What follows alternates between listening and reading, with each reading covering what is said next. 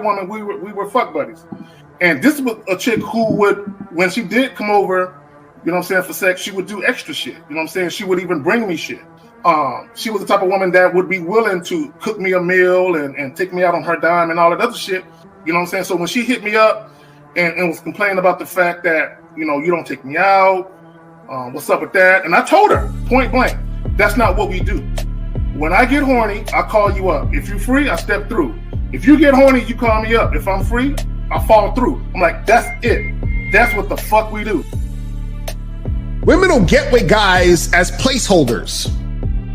Do you know how hard it is to get rid of a woman who actually likes you, who actually respects you, who actually loves you? Do you know how hard it is to get rid of that woman? And you're not talking about some hypergamy? This is real simple. The reason why women treat you like shit, the reason why women got an attitude with you, the reason why women fucking diss you and disrespect you is because they never liked, loved, or respected you in the first place. But every time we look up, we gotta fall to our knees and worship the feminine. Who's worshiping us? Who's worshiping the wonders that we built, the lands we've conquered, and all we get to hear every day, day in and day out, is how fucking sorry we are, how stupid we are, how barbaric we are. But when a woman meets a man that's valuable and knows who the fuck he is, she knows that she can never overpower a nigga with game or a real dude or a man of value and not even to say a man of value, because that sounds too much like what other niggas be saying. What I really mean is a man that knows his value. When a woman is dealing with a man that knows his value, she knows that she cannot overpower him. So she ends up saying to herself, well, if I can't beat him, I gotta join him. But when a woman is in a room full of dudes that know they value, she knows that she has to submit. And if she don't submit, she got to get the fuck up out of the room. No matter what level she brings it to, how loud she get disrespectful or talks fast, you have to keep your cool. You have to keep it on your energy level. So if you want her to be submissive, you want her to be calmed down, you want her to bring it down a notch, you won't yell louder than her. Talk to her like this. Yo, I don't do that. I don't know if you talk to people like that, but that's not how you're gonna talk to me. That's not what I do. Now, if you want to continue to do that, I will show you exactly where the door is. I will escort you out, tell you have a nice trip, and send your ass right to the gulag. You'll be gone. I don't tolerate that from people in my life. For all you surface dwellers out there and shit, how does it feel following all these motherfuckers on the other side of the streets talking about don't do shit? Well, if you ain't gonna do shit, then why don't you do man shit? Don't run away from fear. Don't dwell in the past. Don't give away your power. Don't feel sorry for yourselves. Don't make the same mistakes over and over again. Don't worry about what people think about you. Why don't you do some man don'ts if you're gonna do a don't anyway? Grass-eating lion. It's sad to see so many men suffer from bitch-assness. And then women know there's such at an advantage with weak men. They try to shut me up. This is the part of being a man, is standing on your squares, understanding that nobody's going to move me. I move mountains. Nobody's going to move me off my square. They need to respect your word. There needs to be a shift in behavior when you get home. They need to understand what the deal is when you're around them. There's no such thing as compromise with men. Compromise. You should be fucking at the truck stop. All day. That's right. These conversations are obviously too in depth. They're too in depth with these bitches, man. What are we talking about? You're a truck driver. Bitch, I come in every state and I fuck hoes. That's what I do. And you gonna be one of them, or I'm gonna find one that will. And the thing is, if she got an issue with you not having a place to stay, that means she ain't really feeling you. Respect to Scary Perry for the $5 super chat. He says, "Salute to the Real Game No Theory panel, best show on Sunday." I don't know what leaving pussy on the table means, because pussy's not valuable enough to be left on the table in the first place, in my opinion. I'll have Christmas lights back there, and I'm fucking bitches under the light. The following program is rated MAN. It contains assertive men who are kings of their castles, men who don't make excuses or blame women for everything that's going wrong in their lives, men who don't make the game about women, instead they make the game about the man. So, if you're into theory or use soft, weak-ass words like hypergamy, red pill, no fap, be on your purpose, high-value man, or money, clothes, and status, buddy, you're in the wrong place, and you need to go 2 doors down where the male cuddle parties and circle jerks are going on. This is a man's space. Since the fall of the PUA community back in 2007, most PUAs ran underground because they had nothing to offer.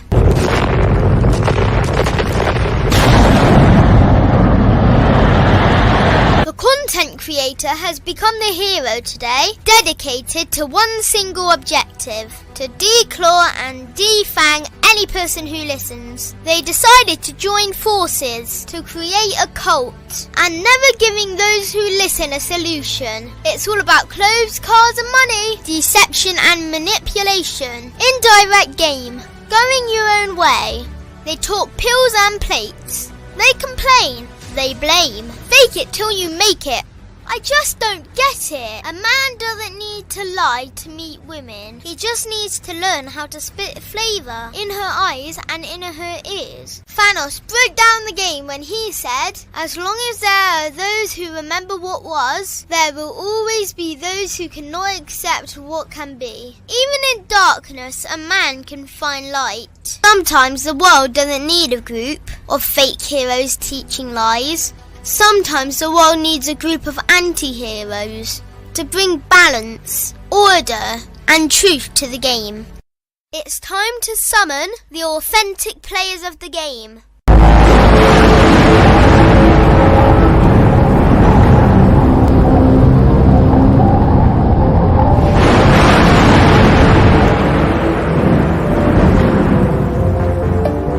Only one group dares to challenge this threat.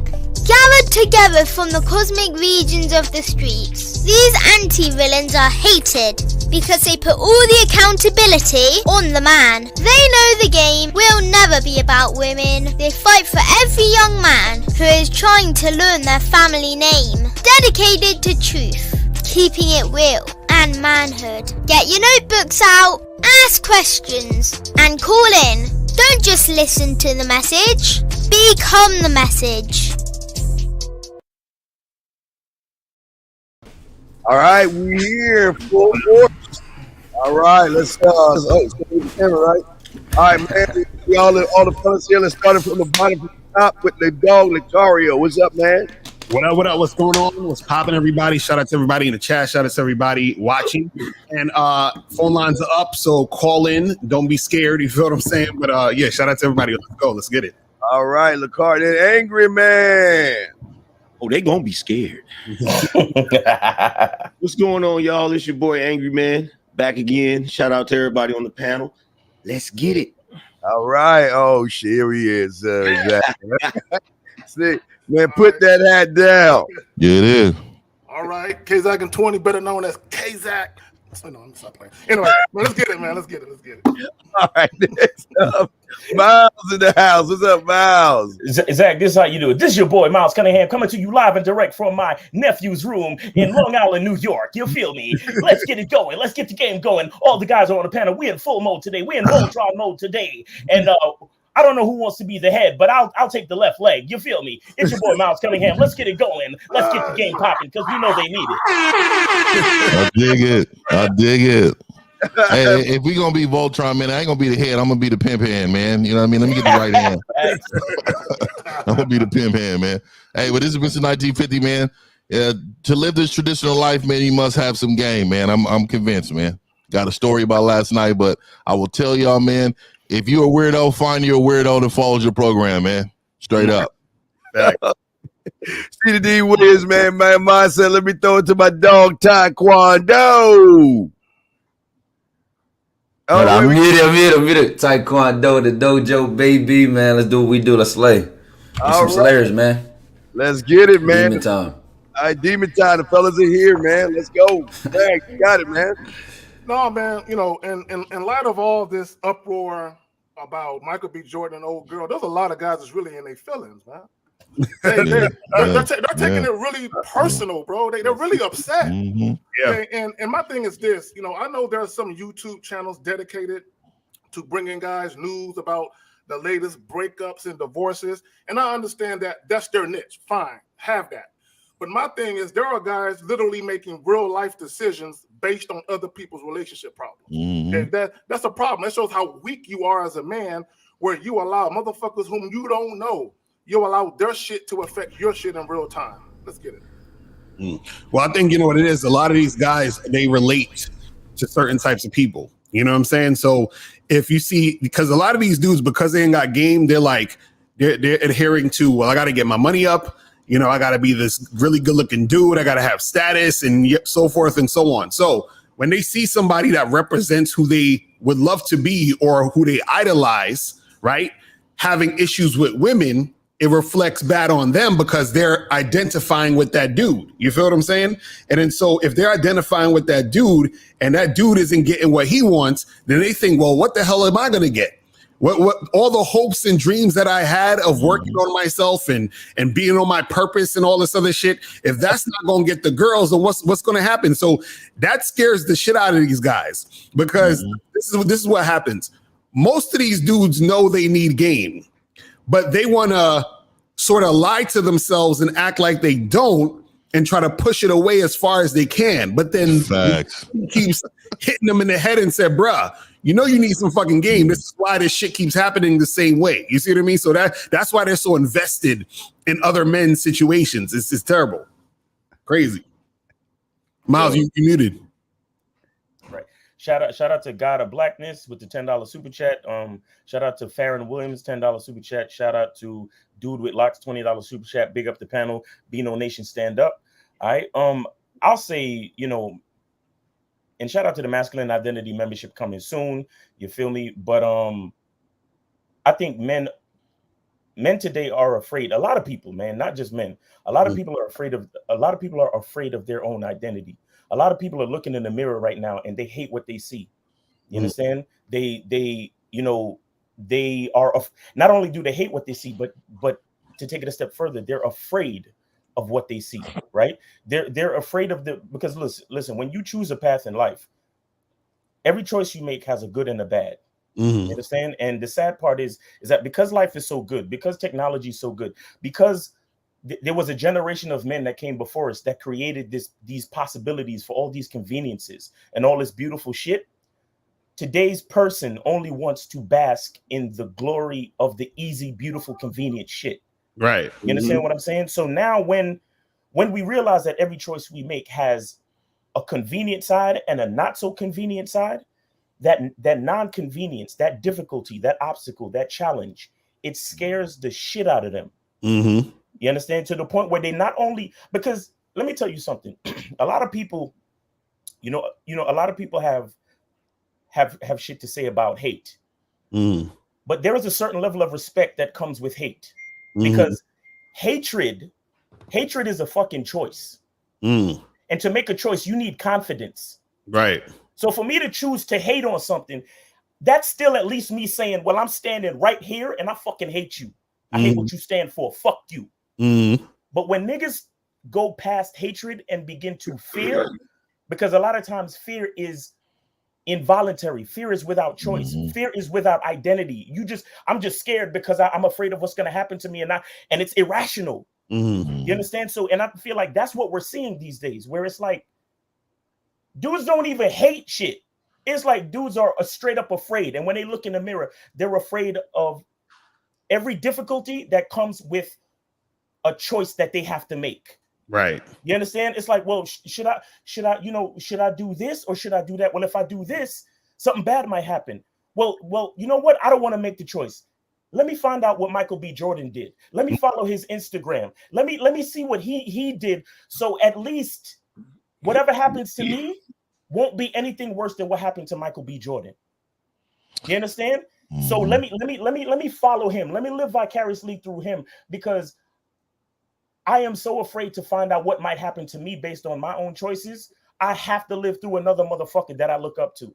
You understand? And one more thing I'm gonna say, just to close it out, is that, gentlemen listening to us, I want y'all to realize this, and this is something that I have to do a lot, even on my consultations.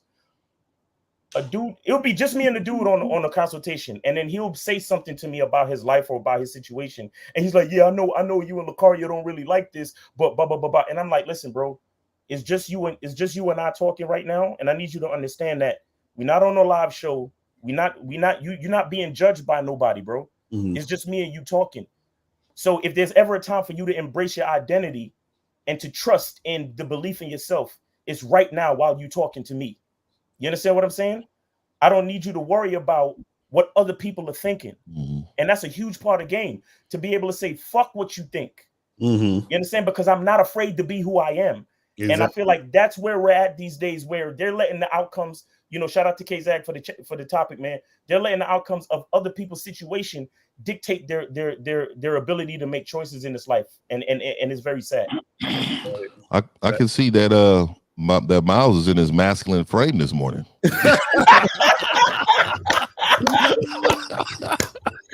let me say this though, man. Like, so I've been saying this for a minute, man. But the males nowadays are the new females. So if you look at just the outcome of how they're doing it with the hoochie daddy short, like the women are catcalling now, right? I mean, just a total reverse of what our brand has been for the beginning of time, right? Right. And just to see how the involvement of men and being emotional has become, like when you hear men say, "Oh, I was looking for a safe place," like that's some bitch ass shit, right? Like if you really think about, like, when the men need to feel safe, we don't supposed to fear shit. So for us to feel safe, what does that mean? You mean you're fearful of something, right? Right. So that's the fucking problem in hand. And if you fear that Michael B. Jordan, like all these people, because I had a video on it too, was like, your looks, oh, you thought you had it, huh? You thought that's all you need. You just needed some looks, you needed some status, and you needed some fucking money. And you thought that you can bag a bitch off of that shit, right? Like you just thought you just had it. And then she was like, "Nah, I'm good." See, what happened is that he was too much into her and she wasn't into him. That's what happened. Facts. That's exactly what happened. It's just like, look, this is let me throw it back into the males or the new females. Just when Beyonce got cheated on from Jay-Z, all the women said what? We have no hope. I can't believe it. If they cheat on Beyonce, I'm definitely going to be cheated on. Right. This is how they feel about Michael B. Jordan. These fucking bitch ass men seeing him as, look, I always saw him as a bitch ass nigga, man. I've seen right through his little features in movies, and I see him as a bitch ass nigga. So rap video. He was a rap video that he had Wire, bro. He was a bitch ass. Wallace. Wallace. Wallace was a bitch in the Wire. He was, bro. He was. Just like you see the Tay Diggs and all these motherfuckers, man. These motherfuckers is bitch ass niggas. If you look at their whole totality of their whole entire life, it's about drawing women in based on what they're doing, not how they move. That's a total difference, my bro. Real quick. I just want to add this. Yeah. 50, you're so right, because think about the actual motherfuckers who choose them to be in the movies. Right, exactly. Bro, you already know they had an agenda. It's an agenda for some bitch ass men to be in this movie. There was a rap video with Michael B. Jordan on the beach with a chick doing push-ups, talking about girl in a green dress. We talking about being in love with a bitch, bro. When I saw that video, I'm like, that's what Lori Harvey saw. That no other woman saw. that goofy shit. Nigga, I'd have been choking this shit out of Lori Harvey. She wouldn't be able to do one interview without bruises on her neck. This bitch would know. The motherfuckers around would know who the fuck she with. You know what I mean? That's bruises of passion. Oh yeah, from the back and the front. That's consensual bruises. I just want to make that clear. That's consensual bruises. I'd have told her off top. Don't even use your last name no more. Your dad is too much in the spotlight. Your name is just Lori. You know what I mean? Fuck that. That's what I'm talking about. These men need to dominate, man. Bro, I don't know if you caught it, but I've been battling the past few days with these guys telling me the game don't exist. Oh, yeah, I know. I've seen that. I've been seeing it. Yep. I had to do a whole show. Where they coming from, man? They coming out aggressive now. Yeah. Like I just had a debate with a guy like that. You did? Yeah, man. I had to do a whole show where I had to explain that guys need to understand game is not just about talking to women or trying to have a clever pickup line. I said, yo, game is fully encompassing of who you are, not what you're doing. Like they don't get that. It's like, bro, you're as a man, you're supposed to be certain things. And all of those things accumulate to become your game. You know what I'm saying? I even broke it down to where I said it's just like if two dudes go to a job interview. The dude that knows the proper way to dress, the right answers to give for the questions, the way to operate, like his demeanor, all of that. He's the one with game. The guy that doesn't is the one without game. Right. You know, it's basically finesse, strategy, or whatever you want to call it. And like, I'm like, yo, you dudes, the dudes of today, this is what has happened, and most people don't want to realize this. It's just like if we lived in a society where it was a utopia where nobody had to fight. And the men just lost the ability to fight. But then all of a sudden they get raided by another culture and now you got to fight. And so now you got to listen to the older dudes that still remember how to fight. You feel what I'm saying? Right. So now what's happening is we in a society where the society is socializing women to continue to have game, to continue to cultivate their game. But then at the same time, you got the, you know, and women's game is different than dudes' game, but y'all get what I'm saying. Yeah, theirs is all surface level. Yeah, at the same time, you got society disarming men, and instead of them looking around and saying, wait a minute, this ain't the way this shit's supposed to be. And cultivating their game, their masculinity, their manhood, so that they don't have to get done like fucking Michael B. Jordan got done by Lori Harvey. They're just like, nah, it'll be all right. I ain't worried about it. You know what I'm saying? But then at the same time complaining because you're at a disadvantage. It's like, okay, at what point do you realize, okay, I'm at a disadvantage. I need to do something about this shit. Right. Let me say this real quick. Yeah, you go ahead. You go ahead. On one hand, you have men who have just given up. This is why you see dudes posting pictures with sex dolls and shit. Right. So you have that group of guys. They are lost cause. There's losers and winners, bro. There's not like, come on, Zach. There's winners and then there's losers. If you're not a winner, you're a loser. If you're gonna have winners, there got to be losers. Now, I would also say this: there's another group of guys that say all I got to do is get money and get status, and everything will be all right. Ask Michael B. Jordan how that worked out for him. Well, that's all I gotta get. And what I would add to these guys is, see, while I was debating the guy, it got very technical. So the premise of the debate was about me overestimating the power of game or the influence of game, right? And he was saying that game wasn't as important as, we make it seem to be. Well, so then we went with this statistic. More men from their 18 through 30s are virgins now than they have ever been in the last, I think it went back 60 years. Right. And the last time it was pretty low or decent was 2008. So he tried to take this whole dumbass approach. You know how they use the power and status thing. He tried to go, well, biologically speaking, a woman is going to go for the best value mate she get. So I already debunked that because I'm like, well, woman always, like, let's say she always wanted that. Why did the virginity rate increase from 2008 so much dramatically compared to now? Evolutionary changes take time. You can't just let that happen in 15 years. And he couldn't kill me on that because I got a background in cellular molecular biology. So we beat that one. But the part that really fucked him up is, I said, what changed the most in the last 14 years to have that dramatic increase? Social media, the internet, porn, and all these things being hit and seen at such a high rate. So what did that impact? People's social skills, where they would develop game.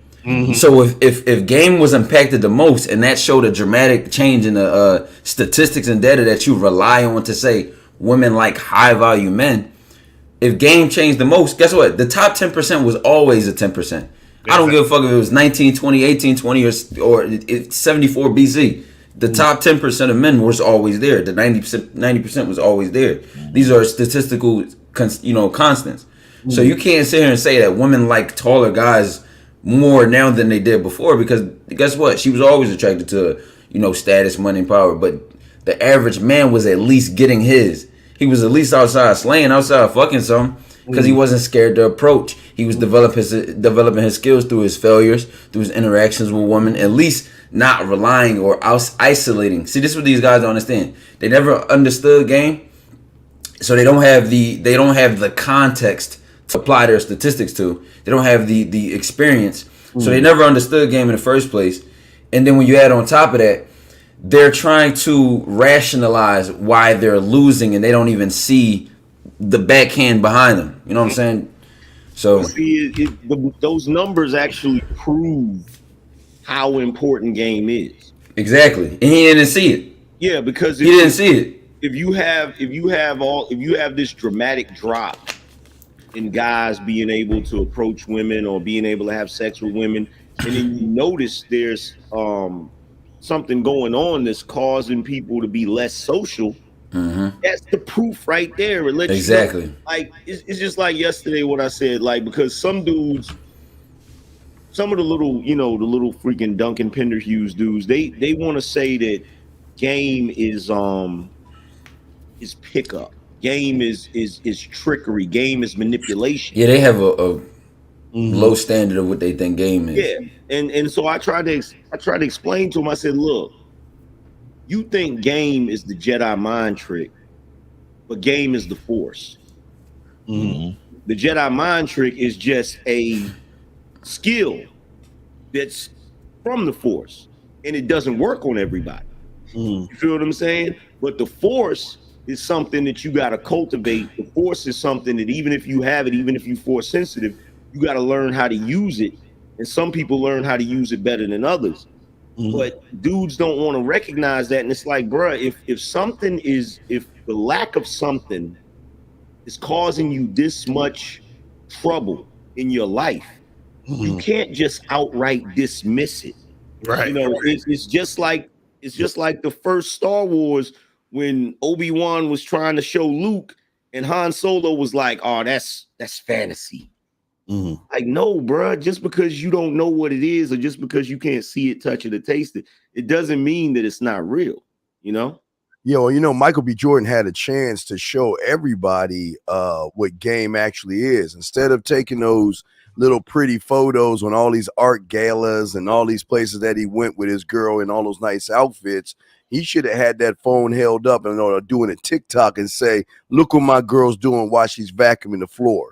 Look what my girl's doing while she's washing that dish. Look at what she's doing. See over there, folding that clothes? There you go, girl. Walk over there, smacking her ass and say, that's what you're supposed to do, because a lot of young men don't see that game is all about what she is going to do for us. We ain't doing anything but showing up. As all these men say, we create. So if we create and build, why do we have to beg? Why do we have to barter? Why do we have to try to prove ourselves to them? You got to train these women. That's the thing that they were saying that the problem is that they forgot how to train women. They're trained, and they're trained through the feminine, the emotional, and all. Look, here's the saddest part: women are not even the enemy. It's man now. The enemy is man, because these young fools are teaching other fools how to be bigger fools. Right. Guys, call in number 516-387-1224, 516-387-1224. Call in. Don't call in at the last minute, because I know how y'all like to do. So yeah, if you guys want to call in, do that. If you have a question, put a Q in the chat. I want to add, like a lot of these communities on YouTube, You know, they'll go nameless because they don't need no light. But it's the whole statistic game. It's the whole looking at these celebrities. It's all of the shit where no matter how many times we repeat, that game is about you. That game comes from inside. Lakaria and I, we got the slogan, "The truth is inside you." You understand? It's like that whole paradigm of looking inward seems to be the hardest thing to do. And it's so crazy to me because logistically speaking, isn't it easy? Isn't the distance between me and me shorter than the distance between me and Michael B. Jordan, for example? Right. Yeah. Right? Isn't the distance like if I'm looking at, you know, the condition of my room or my house, and I'm like, you know, they say that 85% of homes have dust and dirt and grime, you know, so, you know, maybe I should focus on what's going on in the average American household than to fucking clean up my own goddamn house. Right. You understand? But you know what's funny? You know what's funny about this? Like, because I just had a discussion yesterday on a panel about Lori Harvey, right?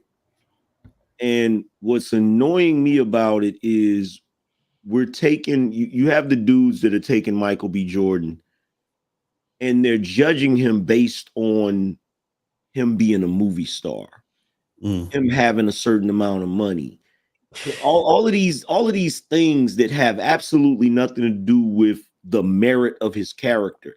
Like, you don't know that dude unless you've been around him physically and see how he operate. Yo, as far as we know, he could be a complete, total goofball. You feel what I'm saying? And then they're talking about Lori Harvey, and it's like, oh, well, Lori Harvey's, you know, one of the baddest chicks in the world, and I'm like, I don't see it. Me neither, bro. I was like, what are you talking about? Like, we got a call if y'all ready for a call. Yeah, go ahead, bro. Let's dig it. 619, what's going on? Hey, I got a question for you guys. What up? How do you guys go about like maintaining relationships, like in life? What type of relationships? Friendships or with women? Honestly, both. Like friendships, like business relationships, women. Yeah, they man. When normally when you care about yourself enough, they normally manage themselves. Because people like for me, like I only have people around me that I truly fucks with, right? Like I don't have people around me that or really are not a believer in what I got going on in my life, because I don't like negative speaking, because I'm aggressive and then shit happens, right? So at the end of the day, I try to keep people around me that I'm cool with, that understands that, hey, this is my border, this is my limits, this is what I can do, this is what I won't do. You know what I mean? Other than that, I don't keep people around. Like, I don't care about people's feelings either, right? You know, like my mom, I love her to death, right? And she had this little situation going on, and she said some things. And I'm like, Mom, you know, hey, so if you need me in any capacity, I'm there for you. But what I can't do is do something I can't do. Like, I'm not nurturing. Like, I love you, Mom, but I can't help you through this. This is something like my sister or somebody else can kind of help you through, because I'm gonna tell you some man shit, and it ain't gonna be nothing you gonna want to hear. Right. Like, this ain't I can't give you the advice I'm gonna give you, because the advice I'm gonna give you is gonna sound like, fuck that person, don't talk to that person no more. You get what I'm saying? So a lot of men like really try to be pleasing. Men are not pleasing. We're not people pleasers. So you're caring about somebody's relationship is already a problem. Yeah, exactly. If you're running around, go ahead. Now I was just gonna say consistency is the answer to your question on a basic level. Yeah, like if you're already worried about your relationships with other people, and as much as I hate to say this, because some people are going to take this out of context, if you're already worried about the relationships you have with people, you're already in bad shape. Because I'm not saying that you should be malicious or you should be neglectful, but as a man, you should be concerned about what you do. Like, I guess the best way to put it is, you don't have to manage a relationship if you're the sun instead of being a planet, because everything is revolving around you. You know what I'm saying? So your relationships, if you're that dude And people, human psychology is weird because people tend to care about people the most that ain't concerned about them. Mm-hmm. Angry Man, you're absolutely right. His problem is, like you said, Angry Man, listen to what he said. He's talking about everybody else but himself. Mm-hmm. Right. There's no relationship with himself. Mm-hmm. And once a man, again, this is for all you don't know, this is where game comes in at, because when you have game, you don't ask these questions, you just dictate what an expectation is. Right. And also you got to understand you're the common denominator through all your relationships. So what happens is that the best predictor of how great you're going to be at managing relationships is how good you're managing yourself. So for example, if you're the type of guy that gets in a relationship with a woman and you like, hey, can I be faithful to a woman? Can I actually like be in a monogamous relationship?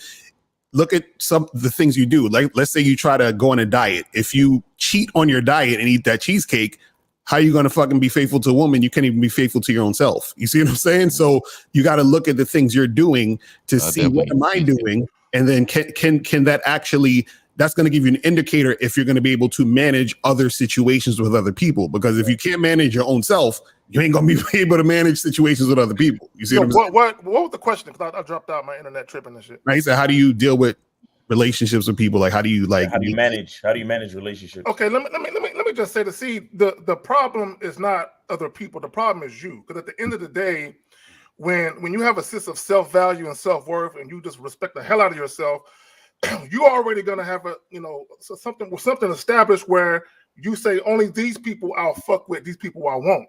Mm-hmm. So you're managing right there because you're eliminating people based on how they come into your situation. Right. The problem with a lot of guys, they are people pleasers. Mm-hmm. So what they do is they go out of their way because they want to be liked, so bad, not only by women, but just by people in general. So they're always trying to do what other people like, and they end up getting burnt in the end. So they end up asking that question: how I deal with relationships? Stop giving a fuck about other people and give a fuck about yourself more. Mm-hmm. Right. Well, it's crazy how we both sound the same. Zach, you wasn't on. And then Carla, you would ask this: what are they doing to manage? Hold on, real quick. Mr. Super with the $10 super chat, it's saying the number is not active. I'm about to call the number, I believe. But it is active. We're on the phone right now. What are you talking about? Yeah. So. Yeah. No, I was just gonna say the real question is you should ask why people aren't trying to manage the relationship with you. So it's like you try to keep these one-sided situations alive, and you have to realize you don't have enough time in the day for that. I don't give a fuck if it was 58 hours in a day. I still wouldn't have enough time to do that and figure out if everybody likes me and does this person miss me and can I see them today. Focus on yourself, bro. If they send for you, they send for you. If they call you, If they don't, they don't. Don't sit around crying and complaining and talking about you're lonely. Right. All right, caller, you got that? Anything else? No, that makes sense. And really, I was just asking because, like, as far as my life, there's a lot of people like that, good people that I'll meet, and, I won't speak to them for, like, years. And I feel like I go off a principle where it's like, like if it's understood, it doesn't really have to be said, and I was just curious, like, is that actually healthy? First, like, okay, like, there's people that I won't talk to for years. But did you say the word healthy? You know how it is. Yeah, why? Nigga, what does that mean? I got family members that I was close to that I don't fuck with, that I haven't seen or talked to for years. And the reason why is because I have a certain standard. And if you can't respect that standard, I don't fuck with you, regardless of who you were in my life at one point in time. Now, I can love you from afar, but as far as having you, in my inner circle, I'll kick you the fuck out. You know what I'm saying? Without no hesitation. But wait, caller, like what is it about these relationships that you're questioning? And like, what's the question? No, I was just curious as to like if my approach is actually like a healthy approach as far as like going about life. Bro, what's healthy? Like, what does that mean? Tell me what healthy means. Because the reason is, you know what? Actually, it could be a point of growth because I feel like a problem I had before was like how Ty mentioned, I would try to stay in contact with a lot of people. But why though? Why? Like, brother, what is a could be? Could be, should be, would be. We don't use those kind of words. What does healthy mean? but the question, caller, is why though? It's gluten free. As far as like my health principle, because I feel like before it was kind of like those like pick me type of vibes, you know, like, hey, like, you know, like. Oh, okay, I get what he's saying now. I get, okay, caller. I get what you're saying. Basically, hold on. I know what you're saying. You're saying that you were reaching out to the people because you felt like you had to. You understand what I'm saying? Exactly. And that's you trying to get validation from the people that you're dealing with because you want to seem like a good person. That's what you're doing. Let me say something real quick. And I wanna like, I don't know if anybody remember chemistry and science and shit in the periodic table. You have to look at and this is what I was talking about when I was talking about consistency, right? In each I think it's in each molecule of an element, right? You have a certain amount of electrons, a certain amount of protons, and all that bullshit. Neutrons, and all of them, yeah. And neutrons, yes, thank you. Okay. And all of them rotate in a certain orbit within that molecule, right? And so if it's copper, you got one formation of molecules and they stay in the orbit and they vibrate and they do what they do to do what's for copper, and so on for gold and uridium and all that other shit, cobalt and everything. Now, here's why consistency is important. If one of those protons, neutrons, or electrons decides to change orbit or change position in that molecule, guess what happens? The molecule turns from one substance to a whole nother substance. It goes from one element to a whole nother element. You understand what I'm saying? And so what I'm trying to explain to you is that a lot of times we forget about our own consistency. We forget about our own identity. We don't realize that in order to create a quote unquote healthy situation with our relationships, we have to stay in our orbit. We have to do what's right for us. We got to do what's true to us. You understand what I'm saying? And then so we create the relationships that we need to create to keep the element what it is. When you start to change because you feel like you're trying to get validation, you feel like, oh, I'm contacting these people because I feel that I need to, and so on and so forth, but it's not truly something that you really feel to do. What you're doing is you're changing the element. You understand? You're changing the entire environment, and you're fucking up the whole situation. Miles is in his scientific frame. Listen, as somebody with a chemistry background, when you said that shit turned into a whole other, I was itching. I'm itching not to say nothing about it. I'm like, hold on. These niggas is genius. Yo, the fucking nerd, the nerd gonna come out in a minute and shit. Hey, man, look, for the guy being a person that actually lived in a lot of places growing up, I know a lot of people, and I get where you're coming from as far as feeling like you want to keep in contact with people because you don't want people to feel like you're a piece of shit. That's really what it's boiling down to. Yeah. Right. Like, oh, he never hit me up. He don't never come through, all of that bullshit.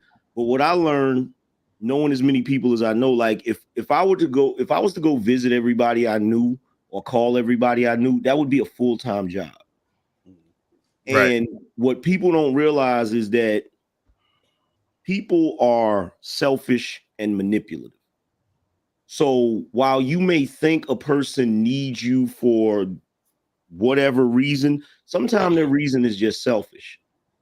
Sometimes their reason is just selfish, and they'll manipulate you by making you feel guilty about the fact that you haven't called them or you haven't did this or you haven't did that. But yo, you got to live your life, bro. Hey, let me say this really quick, really quick. I want to let y'all know how powerful words are in the way we use them. So I went ahead and Googled what does a healthy relationship mean, right? Because I'm a motherfucker, man. I don't like, so it says healthy relationships involve honesty, trust, respect, and open communication between partners. And they take effort and compromise from both people. Hold on, listen up. There is no imbalance of power. Partners respect each other's independence and make their own decisions without fear of retaliations, and they share in discussions. Bitch assness. Pure bitch assness. Number one, we don't do compromise over here. Oh man, I shouldn't have read that. We don't want. I'm not trying to be. I'm not trying to be. Compromise is a bad word. I'm not trying to be in no relationship where we both got to turn our key to make a decision. You feel what I'm saying?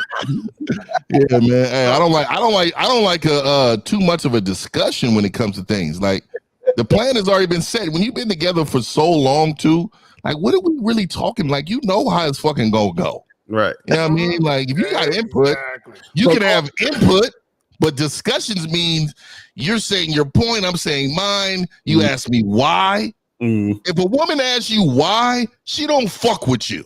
She don't really fuck with you like that. Why? So wait, caller. So caller. You have the last word, and we gotta go. Caller. What's the last thing you gotta say?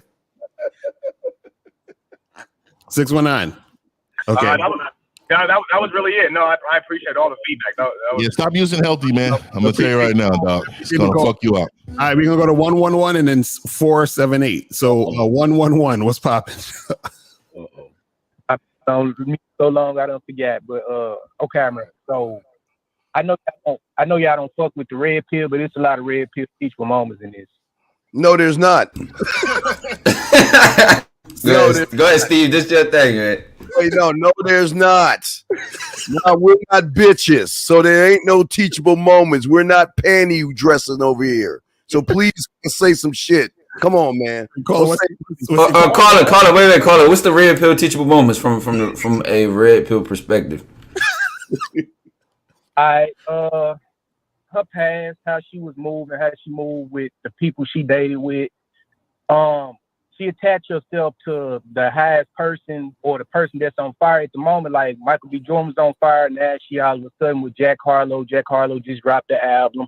So y'all really be out here asking these women? Y'all really be out here asking these women about their past relationships or how they was moving? And then caller, not just this. How is it woman nature to want a winner? You don't like winners, caller? Yeah, that's not what I'm saying. So why are you highlighting the fact that she's a woman? But this is what I'm saying. He should have watched how she was moving and tailored the game. Well, not his program, but the game so important that moving and put her in the right. Wait, hold on. Let me get real quick. Go ahead, K-Zach, because I already know. Go ahead. All right. First of all, I don't even give a fuck about Michael B. Jordan like that. But Michael B. Jordan was a hopeless romantic type of nigga. That's what he was, right?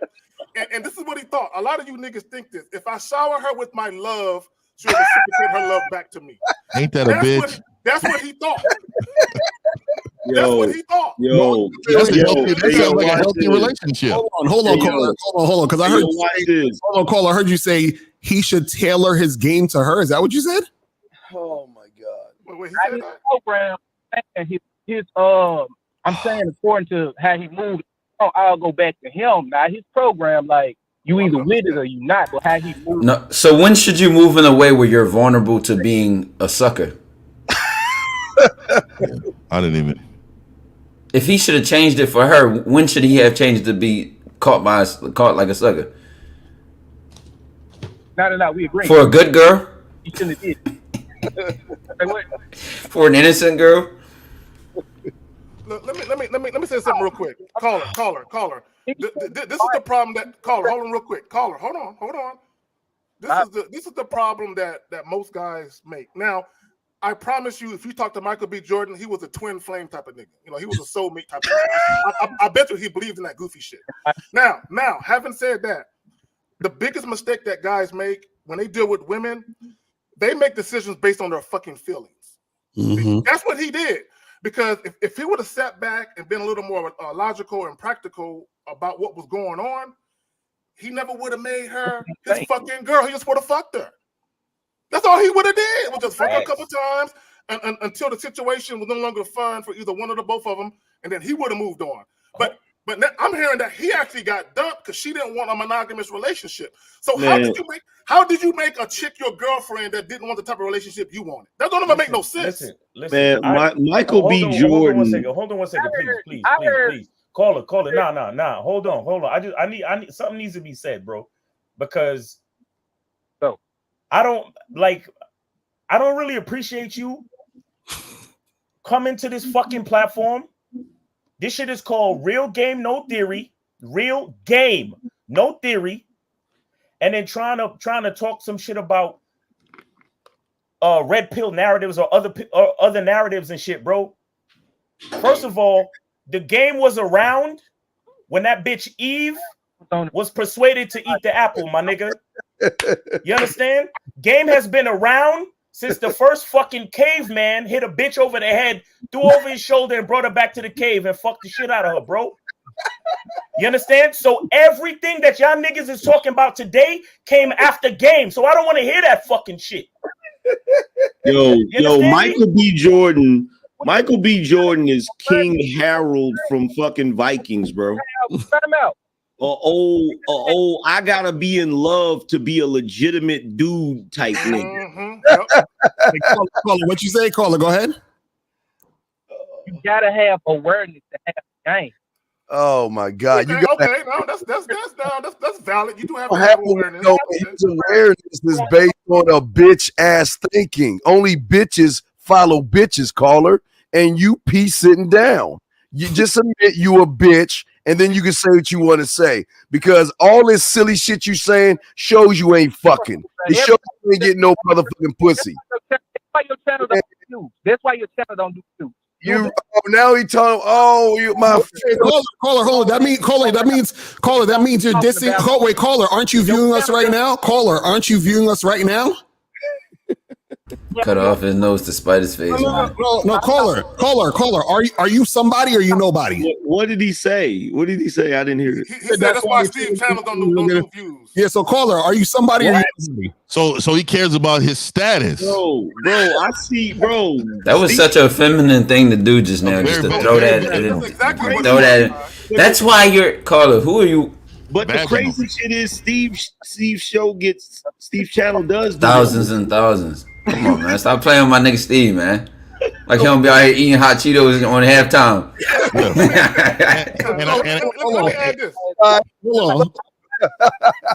Miles, you muted. Miles, you muted. This is the difference between game. This is the difference between game and all that other shit. And you know, no disrespect to what anybody else hustle is. But right is right, bro. You understand? I don't hear niggas with game running up on other niggas' platforms talking about, yo, this is a bunch of game teachable moments right here. Yeah, for real. You right. You know I have a problem with too. Nigga, I don't get a whole lot of views, but nigga, I will fuck you up in real life. How about that? Like, I don't give a fuck about all these YouTube. I don't even call myself a YouTuber, nigga. Nigga, I don't like men. I don't like men questioning other men's like that. But nigga, if we was in fucking Blockbuster or something, nigga, you wouldn't say nothing to a motherfucker. You wouldn't say nothing. If we was in a grocery store, you wouldn't say nothing. That's why I don't like bitch ass men that come on here, because the internet got everybody thinking that they riding, they motherfucking killers out here, man. These dudes are not about this fucking life. No, 50, I'm talking all this shit. 50. See, this is what niggas don't Man, fuck these views. I will fuck you up. That's what I'm saying. This is what niggas don't understand. I'm not a YouTuber. I'm a nigga who YouTubes. Exactly. I'm a nigga that YouTubes. Exactly. I'm not a YouTuber. So now, what niggas don't understand, like when he talked about Steve's views, see, this is how you know niggas is bitch made and they think like females. Because he's saying you're not as popular as this other guy. Yeah, right? Why are you talking to me with that tone? People don't care about people don't care about you. They don't view you. Man, fuck you, bitch ass nigga. This is what I'm saying. Like, nigga, because nigga, I got 4 cars, right? One of them is a gas saver. It's a fucking 97 Toyota. I drive that the most because of the gas prices. Nigga, I got Ram trucks, motorcycles, boats. Nigga, and I roll up, I'm still the same motherfucker in my Toyota that I am in my other motherfucking vehicles. Because I don't give a fuck about what people think of me or how I move. Nigga, stop giving a fuck about a nigga's status, you bitch. Hey, caller, go ahead. You got the last word. Go ahead, bro. I said, how the fuck are y'all mad that I'm agreeing with y'all? Y'all need to stop getting on each other's dick so much. No. Oh my God, this nigga done brought a dick up. Agree with nothing. You cut the line, brother. You started talking about views. What views got to do with anything? What views got to do with anything? Man speak for himself. That's a grown ass man. Let him speak for himself and get off each other's dick. Caller, hey man. Caller, answer the question. Caller, answer the question. What does caller? Didn't you come in to talk about it, man? Right, exactly. Caller, what does views have to do with anything? Hey, are y'all not talking about somebody else's relationship, gossiping and shit? Hey man, he got ashy feet and thong sandals on right now, bro. I'm gonna ask you one more time. I'm gonna ask you one more time. What? I'm gonna ask you one more time, and if you don't answer, I'm gonna hang up. What, caller? What does views have to do with anything? Go ahead, answer that, please. We got all the way off topic. All I'm saying This is, nigga. All right, we out of here. We gotta go. They favorite line is all I'm saying. You already said something, my nigga. Stand on what you said. Yeah, I feel that. Hey, you gotta try to cross. You gotta try to cross explain what the fuck you just said. You said what you said, nigga. We heard you. That's perfect, bro. That's straight up right, man. Stand on that shit. All I'm saying is, I just we know what you said, bro. You trying to re-explain the shit. We just talked about status, nigga. You said this nigga ain't got. I don't like bitch ass niggas like that. We're gonna go to 478 and then 310. 478. What's popping? Who this? Hey, this Solo. What up? What's going on? Can you hear me? Yeah, man. I'll just call and shout out to the panel. I watch y'all every week. I just got out of a kind of a 4-year relationship. Congratulations. Yeah, that's a good thing, man. You found out, huh? You found out about her. Good job.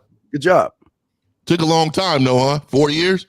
That means you've been breaking up with her for 2 years. Yeah, that's what it was. But I still went with it because I'm a nice guy. So seriously, if you, however long you were in your relationship, nice to who? Once you break up, however long you've been in the relationship, divide that in half. That's how long you've been breaking up with her, bro. And this the thing, it's the bullshit. He said he was a nice guy. Nice to who?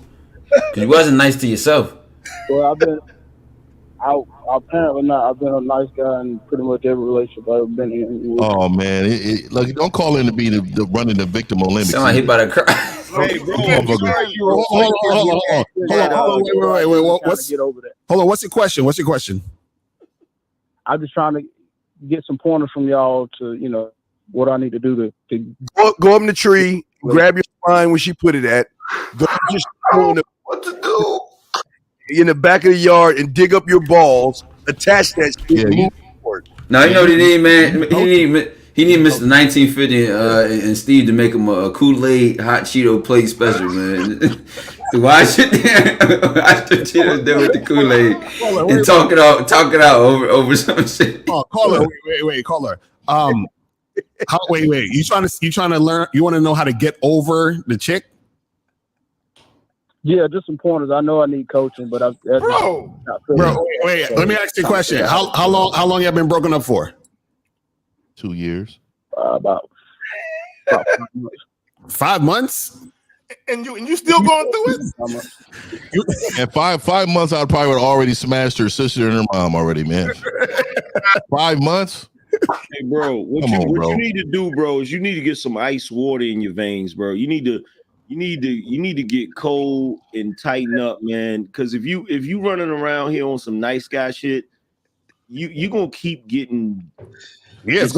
Hey, let's peel back some of these layers, okay? Let's go ahead and get a hold of them like we normally do. So, caller, so what happened? How did the relationship end? Right. I think she was withholding sex, kind of, sort of, and then. Oh my God! Wait!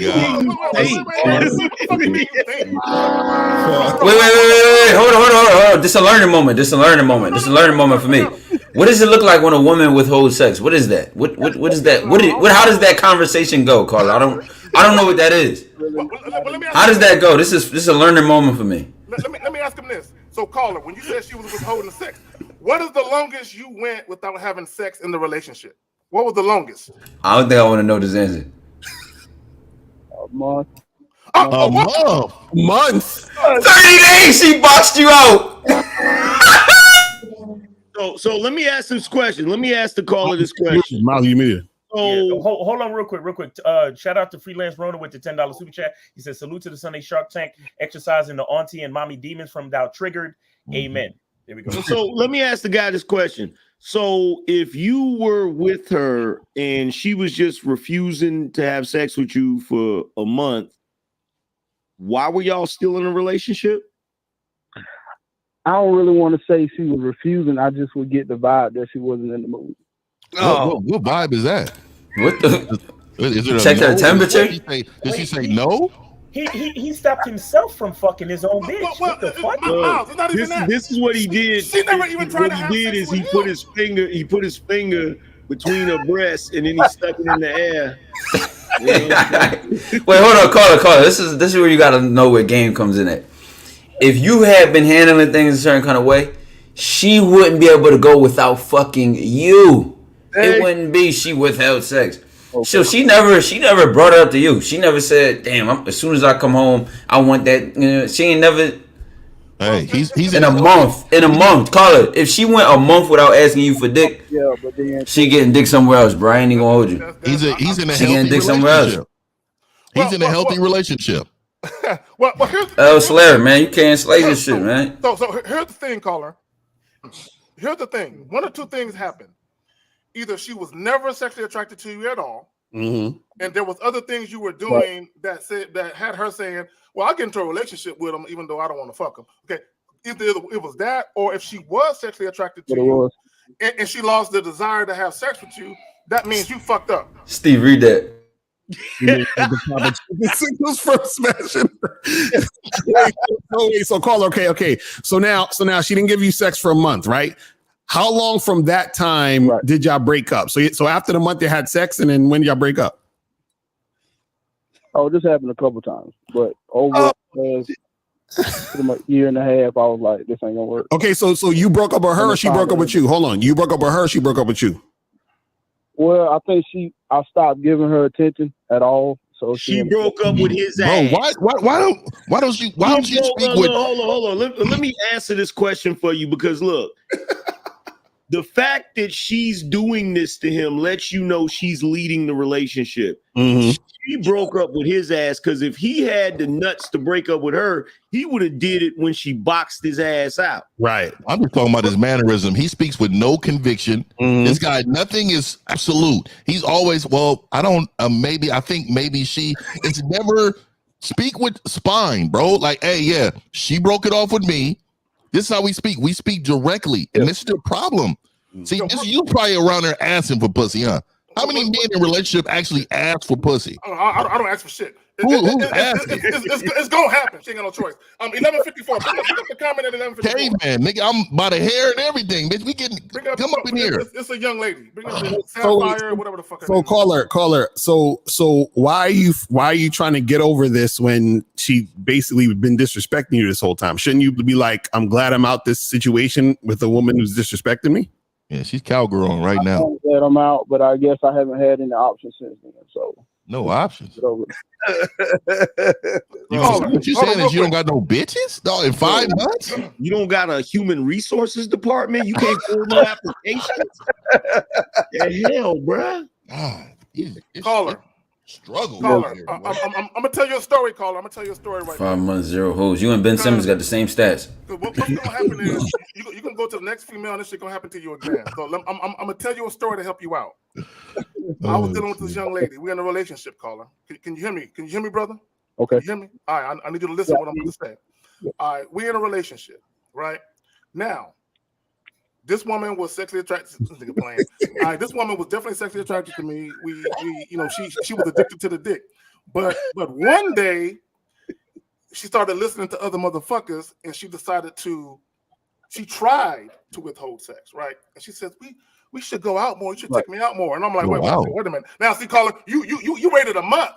Okay, I waited 48 hours. It's been 2 days, and I ain't busted a nut. Hold on, what the problem is, right? So it's been 2 days. You waited a month. So in 2 days, I'm talking to her, and she's like, we should go out more. I'm like, oh, are you trying to bargain with me? Are you really trying to ration? I said, look, that's okay. That's all right. I said, I will be fucking tonight no matter what. Hey, caller. Let me ask you a question. Let me. Okay, go ahead. So I said, I'm fucking tonight no matter what. So she's saying, you're going to go cheat on me?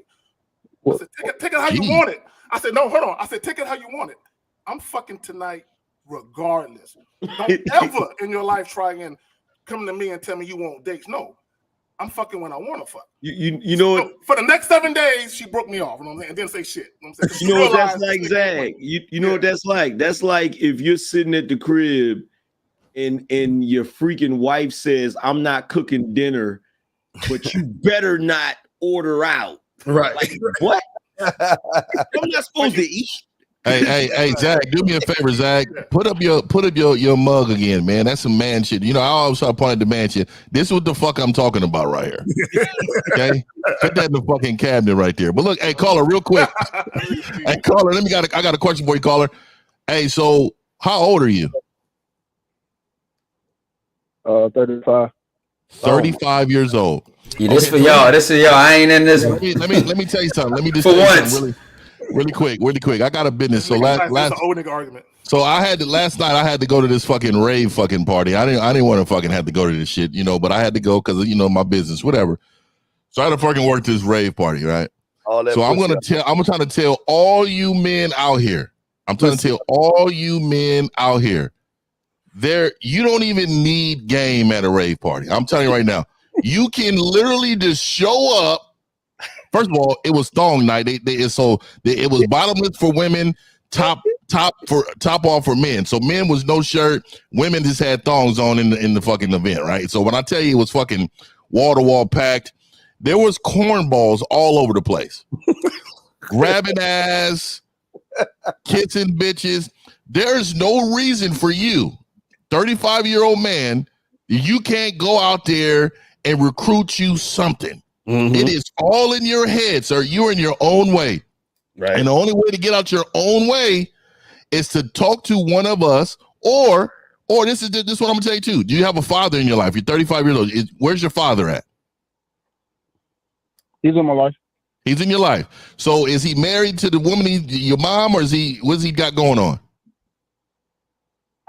They kind of split. They separated years ago. She was very disrespectful pretty much my whole childhood. So he finally broke. So this is the transfer of energy. Right. See what it is? Your daddy was a bitch, and see you are a branch off the bitch tree. So what I'm trying to say to you, and this is just man shit. I'm just telling you this just off GP. Some men need to recognize that their fathers are not who they believe they are. They're not superheroes. Mm-hmm. These men are rendering their sons because they've been simps for so long that their sons get simp traits.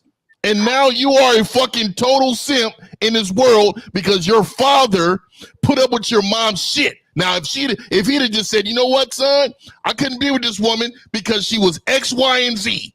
Mm-hmm. She wasn't cool. She didn't follow my program. She didn't do X, Y, and Z. You will have so much more gain to you right now, young man. So you got to bounce back, man. We got to get you a better mentor. Stop listening to your father. Just like I would tell mothers, young ladies, don't listen to that mom that couldn't keep her husband. And fuck that. Don't get advice from that woman. I'm going to tell you, don't get advice from that man that you believe was a superhero, but he was actually Pink Panther. I'm telling you right now. 50. That's some real shit. I think he was indoctrinated with disrespect. Yeah. To him, it was normal. So when he got into a relationship and chicks did the same thing to him, he was like, well, my father endured. Right. So shall I. Yeah, my dad took it. So caller, listen, hit us up. Go to realgamenotheory.com. Holler at us for some coaching, man, because you definitely need that shit, man. But we appreciate the call, my brother. Let's go to 310 and then 864. 310. What's poppin'? I think it look car. Yo, what up, fellas? How y'all doing this morning? What's up? What's up, man? Sir, what's going on? Yeah, man. I just want to shout out y'all show. Y'all show was dope. Mm-hmm. I called in last week, and my nigga Steve said I sounded like a Mexican. Oh, when you said the nigga, when you was talking nigga, was that you? Orderly, Holmes. Yeah, we had to check that. I'm too old, man. I don't be in the circle with letting somebody outside the nationality say the N-word like that. We ain't rocking like that. Nah, it's all good. No, I appreciate the call though, man. No, but I was calling in just to say, man, a lot of guys, man, they don't have an abundance mindset. And just like what Miles said, he said niggas got that Eve shit, but I call it an Adam syndrome.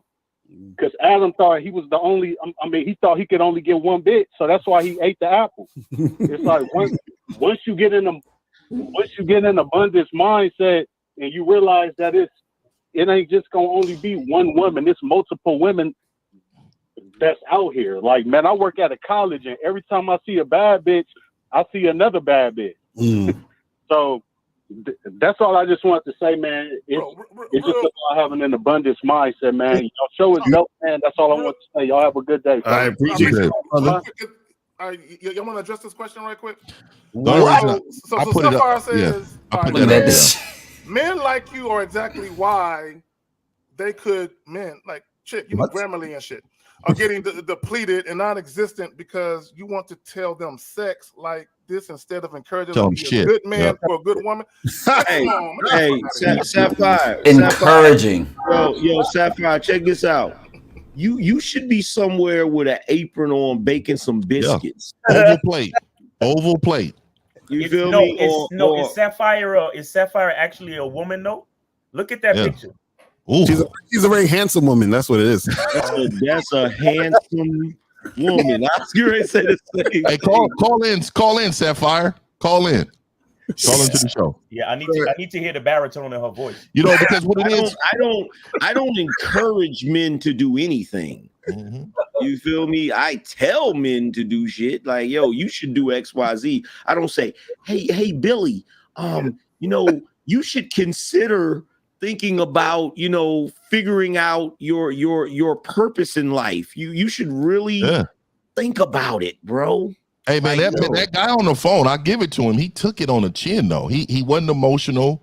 He wasn't over here, you know, whining about the way we were speaking to him because we really was like in the barbershop. This is how we get out. And if we're around each other, this is how we talk. So like women, they're not a privy to this, right? So when they're around men that come with them on girls' trips and shit, see, this is where they don't understand how really men move. This is how we talk. This is how we communicate. And if you can't take it, then get your motherfucking bitch ass out of here. You're not one of us. You're on the other side of the fence. And see, that's what they don't understand. So let me add this. Go ahead, Clay. No. You got it, L. Okay, so we go 864-346, then 202, then 619. So 864, what's popping? Yo, I'm on. Yes, sir. What's going on? Well, y'all talking about, I think Michael B. Jordan actually loved Lori Harvey. Man, shut your ass up. He ain't love shit. Bro, hold on. You mean that Caller, hold on real quick. Before you continue, let me just tell you this. The problem is he was too emotional about her where she wasn't. He was in his feelings about her. Like I said, maybe you missed it, caller, but he was on his twin flame soulmate shit. He ain't missed Zach. He the one. He felt the love from Michael B. Jordan, and he hurt because Michael hurt right now. That's why he called in with that shit. What I'm trying to figure out is why the caller's voice is quivering like Terrence Howard and shit. That's what I want to know. Shout out to Mr. Solo, $20 super chat. He says, "Thanks for the advice. Salute to the panel." So, caller, what's the question? I didn't have. I was just making a statement. The question. So you call men. Hold on, let me get this correct, man. I mean, just as men, right? Do men talk about love? Is that what we do? Let's be honest with you, my nigga. Like, do we talk to each other at all about love? Like I want to ask anybody on this panel: have I ever said, "Hey, bro, how you feeling, man? You in love? You feeling love today?" Like, nigga, we don't talk about that. Hey, 50. I love watching The Boys. I love watching Vikings. I love football. That's about it. God, my nigga calling in with emotions. I would love a hero sandwich right now. Man, get over stuff faster than y'all. Great, say that again, caller. I mean, get over slower than y'all. It's just everybody's different. You know what I'm saying? My God, see, that's a woman's talking point. That's a woman's talking point. It is because what women like to do is they like to point out the minuscule percentage of women that are actually doing things differently. Oh, we got to all see, and that's just this liberal way of communicating. Oh, what about the smallest minuscule of life that we all need to support? Well, fuck them. So let me ask the caller real quick. Let me ask the caller. So, caller, do you feel that we're not being inclusive of you? That's what I'm saying. It's that liberal talk. No, listen, real quick. It's crazy how people, when people say shit, the fact that they need to say it nullifies every fucking thing that they're saying. Man, that's facts. Because if everybody was truly different, then if everybody was truly fucking different, then we wouldn't even be talking about Michael B. Jordan and Lori Harvey. Why not? If everybody was truly different, it wouldn't be no need for us to be on this panel right now. Mm-hmm. The reason why we here even talking this shit is because so many of y'all dudes are trying to embrace the same identity. That's why the last caller was talking about, I've been in this relationship, but I've always tried to be a nice guy and I've always been disrespected. You understand? Because what men don't understand is that when they say I'm trying to be a nice guy, they don't embrace their own name. They don't embrace their own identity. They fall into the description of an archetype of a man who is nice. You understand? So, just like that. You're right. Miles is cold. You're right, 50. That nigga is Miles cold. is definitely in his masculine frame today. That nigga is in it. Well, wait, caller. Hold on, because I heard you say that people take shit differently and they move at different paces. So is that what you're saying? You're saying that kind of like Michael B. Jordan was just kind of feeling he's in his feelings because he's a different type of nigga. Is that what you're saying? He in his feelings. It's that one girl that sometimes it just. Nah, it does not sometimes. That's caller. That's the problem right there, caller. Y'all all married. Am I right? No, all of us are not married. This is the thing. This is what these guys do. They always go. Well, we all simped before. Hey, wait, hold on. Wait, let me ask you. Okay, we who the fuck is we? Oh, caller. What does the marriage have to do with anything? Go ahead. What does that marriage have to do with anything? I'm trying to get at that. It's that one girl that said, "Hey, this is the right girl for me." Bro, when I met my wife, I ain't even like her. What are you talking about?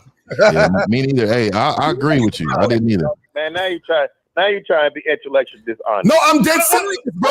She knows this. When I met my wife, I was just trying to smash. You understand what I'm saying? I wasn't like, oh my God, this is the most amazing woman. Why did you marry her then?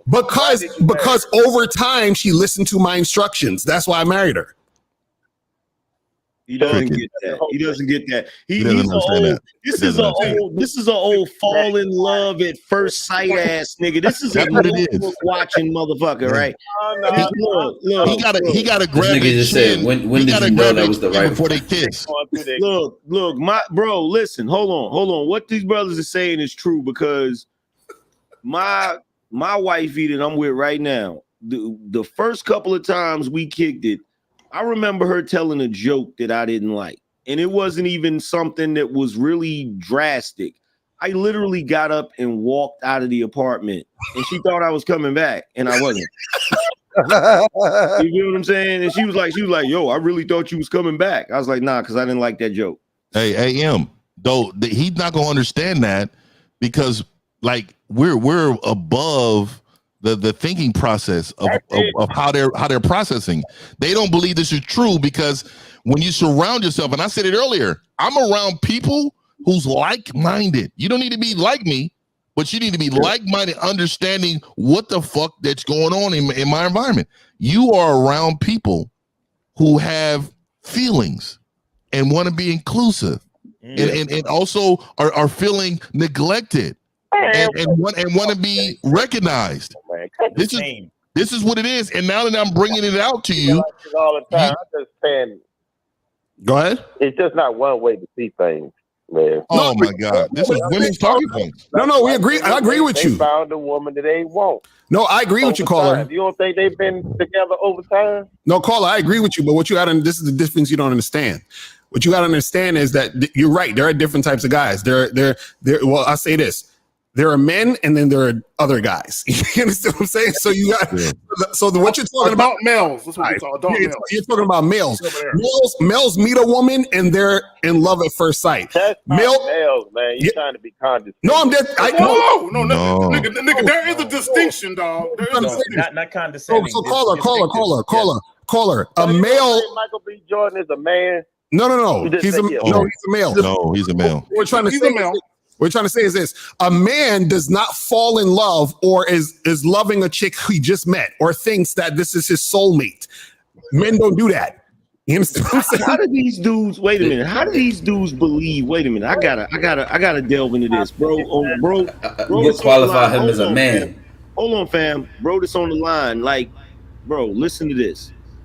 How is it you can understand that Michael B. Jordan, as successful as he is as a movie star, as a celebrity, all of this stuff, but then be this horrible with women?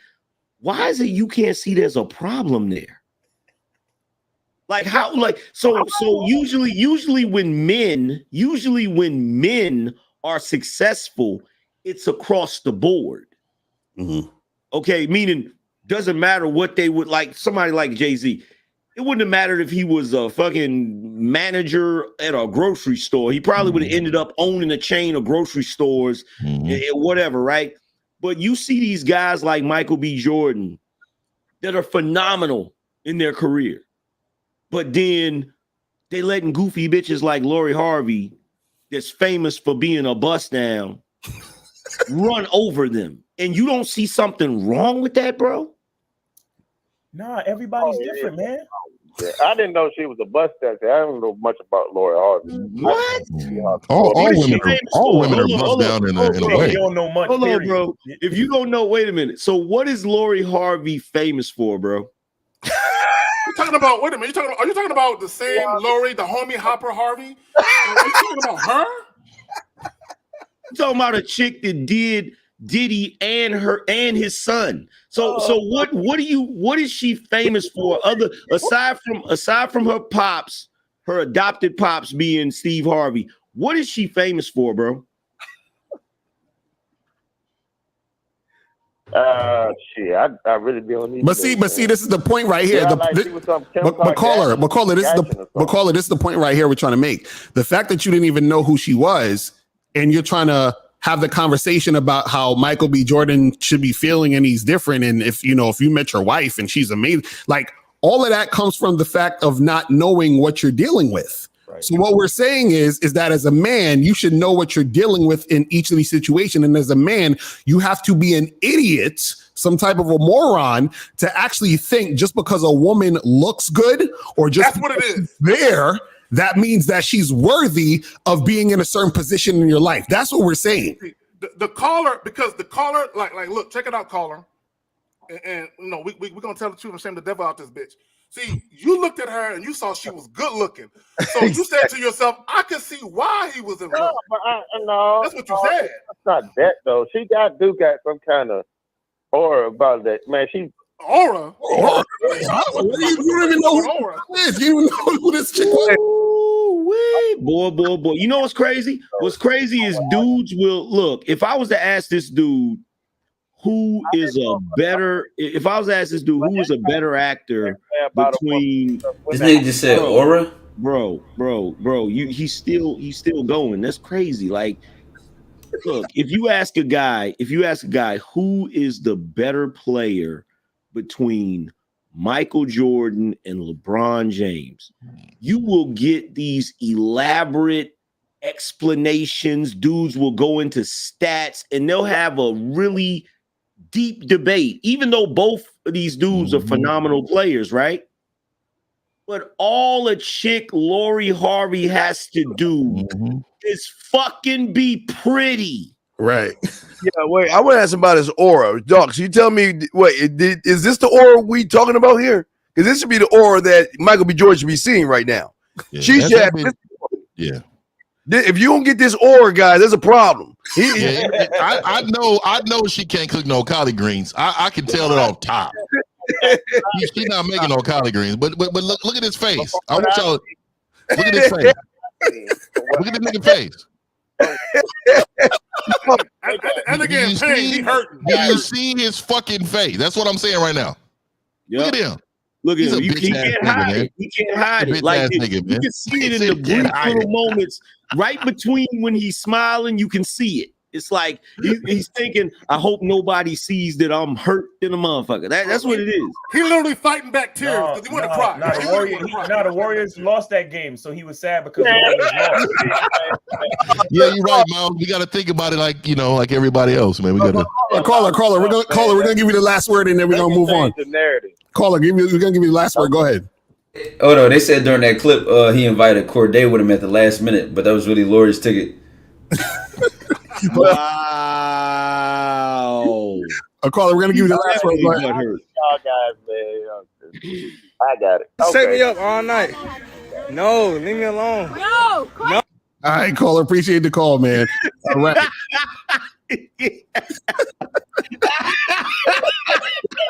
Wow. Oh my God, yo, he's deep in his feelings, bro. That motherfucker is sad as fuck. He's acting. He gotta be acting. That gotta be acting. I'm sorry. He's staring at the computer screen. Somebody sent him an email and he opened it up and seen that. That's what he's doing. Look. He's out here living her best life, bro. And that's me throwing her in the pool and shit. When he picked her up, that's me picking her up and shit. Real deal. Oh shit.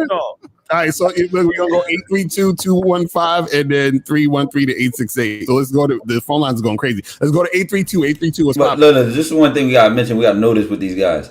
Look at what qualifies a man to them: status, power, handsomeness, how handsome he is, how many women like him on the surface level things. But then when they see their men fail or get ran through by women or manipulated and all that, they don't have an answer for it. So how would they justify this? Should he have been taller?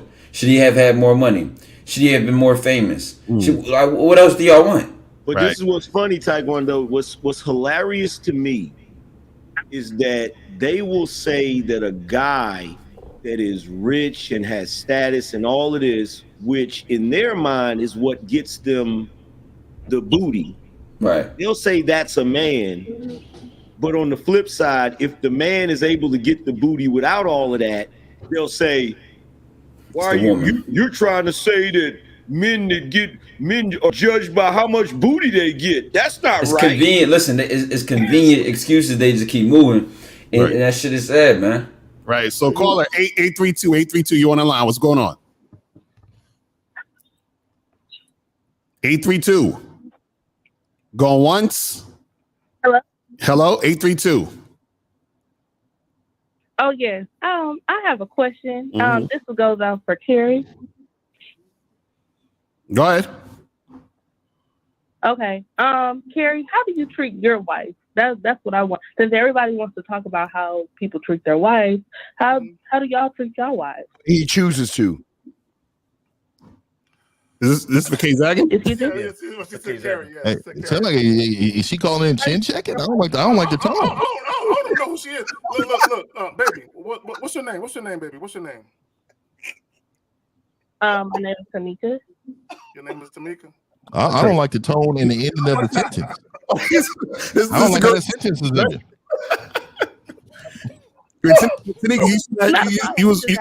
Tanika, did you fuck Harry? She got a clipboard right next to her right now. I'm telling you right now, it's disturbing. Like certain things move me different, dog. I'm telling you, dog. So my question to her is, okay, number one, why is that relevant? That's number one. Why is that relevant? Everybody's talking about how they treat their wives, and you guys want to paint this picture of y'all want to be Kevin Samuels. This is what I'm getting from Wait. Okay, number one. Who is that? Number one. Wait a minute. Number one. First and foremost. This is what I get sick of. Hold on for a second. This is what I get sick of. Because you said it. Why would we want to be Kevin Samuels? Hold on for a second. Let me respond to this. A whole lot of Kevin Samuels on this podcast. But why would we want to be Kevin Samuels though? Hold on. Check this out. Hold on. Shorty, shut the fuck up. I'll put her on hold. Go ahead. Go ahead. Number one, I can't stand you fucking goofy ass fucking typical, stereotypical motherfuckers. As soon as somebody gets a certain level of popularity, then all of a sudden everybody wants to be like this person. Right. Look, we can't help it if Kevin caused you bitches to get your panties in a fucking bunch, okay? Because he was criticizing the fuck out of y'all, all right? But last time I checked, we on this panel talking to men. Kevin talked to the women. We're talking to men. So I get it. Kevin's no longer here, so you can't call him and complain and have him hang up on you. So now you want to call over here so we can hang up on you for complaining over here. But at the end of the day, how we treat our wives ain't none of your motherfucking business. And number two, we don't answer questions from no motherfucking goofy ass broads that come in here clout chase. Yeah. Well, wait real quick. Wait, baby girl, I don't think you did your fucking homework. Before there was a Kevin Samuels, there's a lot of motherfuckers on this panel that was before Kevin Samuels. There's a lot of motherfuckers on this panel before the motherfucking hypergamy, all that high status and shit. Motherfuckers on this panel before all the shit that was going down before YouTube. So do your fucking homework before you sit there and say that we trying to be a motherfucker. Maybe the motherfucker's trying to be like us, but you don't know that shit unless you do your homework, baby girl. So let's bring her back on. Go ahead, Kate, Zach, and I'll bring her back on after. I'm still tripping because she called me by my first name and shit. You know what I'm saying? I'm like, I mean, does she know you, Zach? I think she know you. I'm gonna bring her back on. Go ahead. I know your wife. I know your wife pretty fucking well. Hey, we gonna cut this off. We cut this off. Yeah, we're not doing none of that. I had to cut her off. I don't even know what Tamika. Hey, text Zag that number though. That shit needs to be violently checked. I already cut her off. You know what I mean? Nigga, like, hey, fuck that. Nigga, hold on. I wish somebody would. Nigga, call in for the silverback. I'm catching big. I'm talking about mama. I'm talking about handicapped. If your daddy's on the deathbed, nigga, I'm talking about everybody, nigga. It's on. I know your wife. I'm laughing at this shit. This shit is hilarious to me. I know your wife pretty well. Hey, Zach, I'm telling you right now. There's a rat in the hen house, nigga. You need to go and check on some shit. Everybody line up. After you get off this call, everybody line up on the wall right now. We need to have everybody. What's hilarious to me is when motherfuckers come talking about you trying to be like somebody that use shit they heard from me. Exactly right. Like, what the fuck are you talking about? That's the point. I know your wife. Listen, this makes me even more adamant to the motherfucker that called in talking about red pill talking points. How one bitch called in talking some bitch shit, and another bitch just called in talking some bitch shit. And you know what, Miles? This is what annoys me, and I'm pretty sure a lot of y'all. I'm pretty sure everybody up here feels that way. Everybody that's been up here for a minute feels that way. I predate all of that shit. Exactly. You feel what I'm saying? Like all of that shit, like the freaking whole red pill fucking zealotry, the rise and fall of Kevin Sanders. Like I predate all of that shit, and I'm pretty sure most of y'all do too. Exactly. It's goofy, man. So I'm like, how is the original trying to be like the copy? That don't make no sense. We all definitely do. Hey, I'm on some real man shit though. I'm gonna say this to everybody, man. Like when you got women calling in and doing disrespectful things like this, man, this goes to the power of the household. I'm telling you right now, this goes to the power of the household. What they try to do is chip at the armor, and I like how he handled himself. Because this nigga could have really just went in and just because I'd have been me, I'd have lost it, nigga. That's my motherfucking movement right there. But I respect Kerry, and I learned something from him. Nigga, don't get too. I'm not tripping because I probably would have put it on mute. Bro. I went downstairs and said, "Who is fucking Tamika? Tell me who and call her right now." Bro. You know what I mean? Like, I know. I just different, but I learned something. I learned something from today. This is what I'm saying. This is what happens when you're around some men. Because nigga, I'm reactive. Nigga, we gonna tell her man. Let me speak to her representative. Right? You know what I mean? Bro, I got, you know, Make sure she ain't got them grits in her hand, man. Bro, I got motherfuckers that don't like me for whatever reason, but best believe I'm gonna get to the bottom of some shit later on, though. That's gonna happen. Yeah. I know you will too, nigga. I know. Calls real quick. Let's go to 215. 215. What's popping? Who this? What's up, y'all? What up? What's going on? Yo, man, I'm 52 years old, right? And all the interactions I've had with women over the years were pretty organic. So I don't really understand the concept of game, but I love these kind of shows when these young boys calling here acting like they need game. Yeah. And I just totally. So what's organic? What's organic? What does that look like for you? Well, it's like it's not a plan. You dig me? What I'm saying? I don't even approach women, so most of the jump offs I get in come from like an organic conversation in just a public setting somewhere. How'd you get into that conversation? How'd you get into the conversation? I want to know why he hates himself. Wait, I want to know how you got into the conversation. At the same time, I ain't hear you. No, I said, how did you get into the conversation with the women?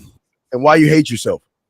Well, women are aggressive nowadays. They approach you like you don't have to speak. No, they don't. God, with the women of today, bullshit. Carla. They did it in the 90s. They did it in the 80s. It ain't no women of today. They always did that. Okay, so Carla. So how are they different, bro? Come on. So wait, Carla, how many chicks you smashed in your life? 2. How would I know that? I'm an old man, dog. No, a round number. Just give us a round number. How much? How much do you think? I have no clue, dog. I've been single my whole life. Okay, so what, like 50? I'm not one of them niggas that count that shit. Okay, so 50, 75, 100? Anybody who can count the amount of chicks they had don't get no bitches. Okay, so that means you say... I don't know. No. Me and my niggas battle, nigga. Hey, bro, you was supposed to be putting the notches in the headboard. So caller, by your logic, that means that you fucked a lot of girls. That's what we're gonna go with, okay? Right. So now, if you fucked a lot of girls, I ain't claiming that I fucked no more than anybody else, dog. I'm just living life like everybody else.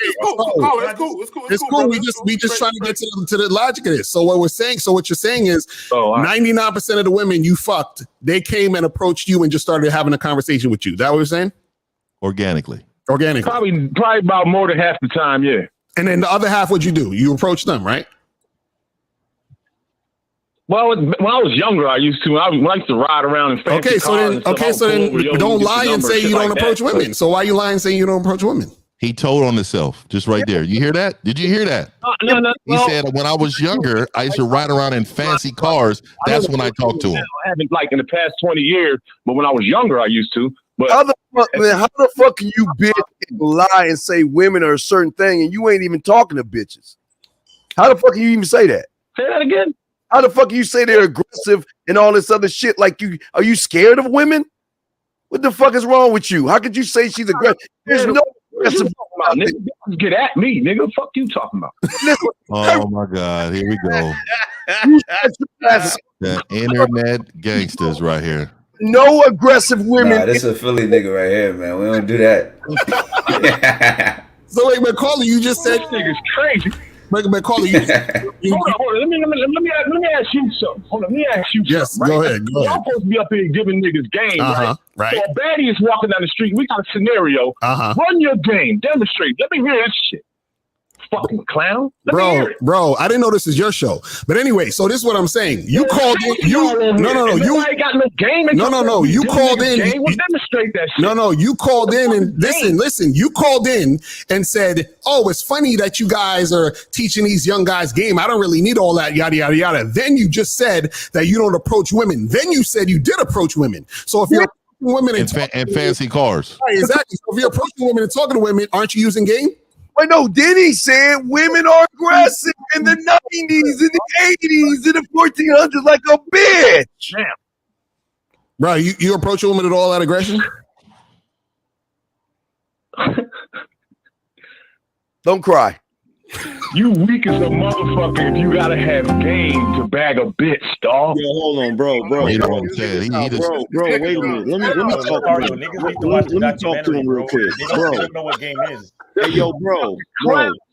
It is hold on, y'all. Wait, let me talk to him. Angry man, go ahead. Let me talk to him. Yo, fam, can you hear me? All right, go ahead. All right, bro. First of all, look, don't disrespect the show, man. Like, let's chill with that. I don't disrespect nobody, bro. I'm not gonna.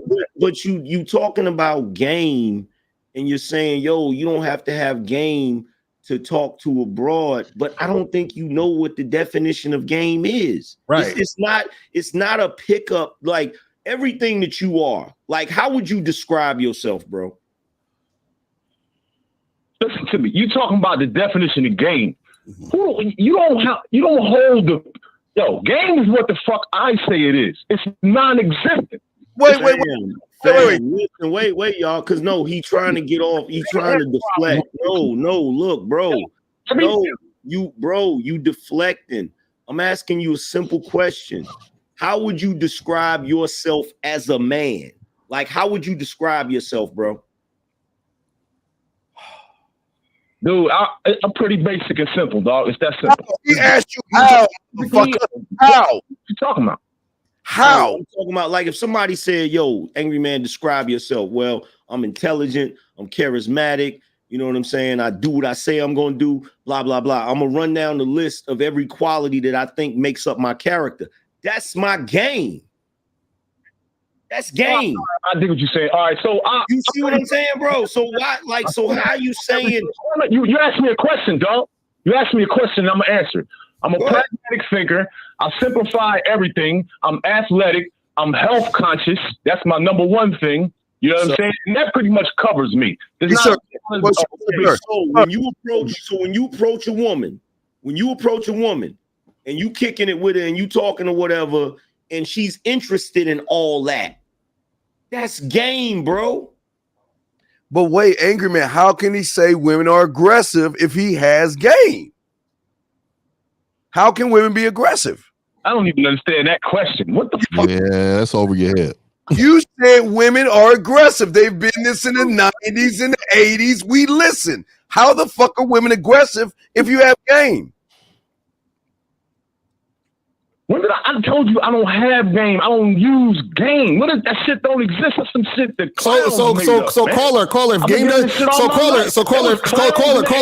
Got you. So caller, if game don't exist, why would you call into the show? Because Angry Man said, why would you disrespect the show? That's like me calling into Grant Cardone's show and say, bro, that business shit, that shit is stupid. Why are you trying to teach people about business? That don't exist. You just gotta be from a rich family. Like, why would you call into the show? Yeah, let me say this real quick. Well, honestly, hold on, caller, real quick. Give me a moment, caller. Give me a moment. Caller,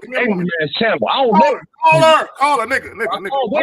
Nigga, shut the fuck up for a minute. Nigga, shut the fuck up. Nigga. Be quiet for a minute. Nigga, shut the fuck up and be quiet for a minute, nigga. Now, let me say my point. Yo, the word, hey, nigga. God. You still talking, nigga? Now, hold on. The word game has been around for a minute. It's been around. It predates all of us. Long before any of us was born, the word game has been around for a long time. The problem with you goofy niggas. Hold on. Hey, nigga, I hear words, nigga. Be quiet. Hey, nigga, be quiet, nigga. What's wrong with you, nigga? Shut the fuck up, nigga. I'm still talking. I ain't done, nigga. Don't interrupt me no more, nigga. I love it. I love the exchange. My point is this. The word game has been around for a minute. The problem is y'all getting shit confused with game versus playing game. Playing games. We don't play games with bitches. We don't manipulate bitches. We don't lie to bitches. We tell bitches what it is, not what it could be. And they either decide to fuck with us or they don't. Do you get it now, nigga? Somebody's Android was going crazy. Motherfucker, I just explained to you that clowns didn't come to the earth with you, bitch. They've been here. The word game been around. That's what you bitch niggas needed. Surface dweller. I just know surface. Just explain. Hey man, I ain't gonna meet too many bitches, nigga. I'm gonna say that right now, nigga. We about to have a real exchange in just a second, nigga. I've been cool. But nigga, it's about to turn a different way in a minute, nigga. I ain't gonna be too many more bitches up on here, man. Aggressive. I want to know how women aggressive. Wait, no, just answer the question. Tell us how women aggressive. How How are women aggressive, surface dweller? Tell us how they're aggressive. Yo, these chicks will pull you over at the light. They will pull you over while you're walking down the street. These chicks don't give a fuck. They gonna get what they want. And Eric, if you don't know that, motherfucker, then you basically just told it yourself. Nigga. So basically, you go by the whims of what a woman wants you to do. Is that what you're saying? Yeah. What the fuck kind of question is that? I'm asking based on what you said. You just said these chicks are gonna do what they're gonna do. I'm asking you. That's what you. I'm going off what you said.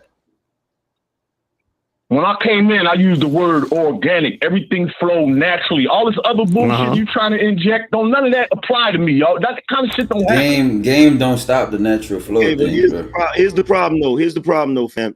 Listen, here's the issue. The issue is you may be a dude that have went through life and been able to organically or naturally flow and be able to talk to chicks or have chicks talk to you or whatever. But nowadays, every dude is not built like that.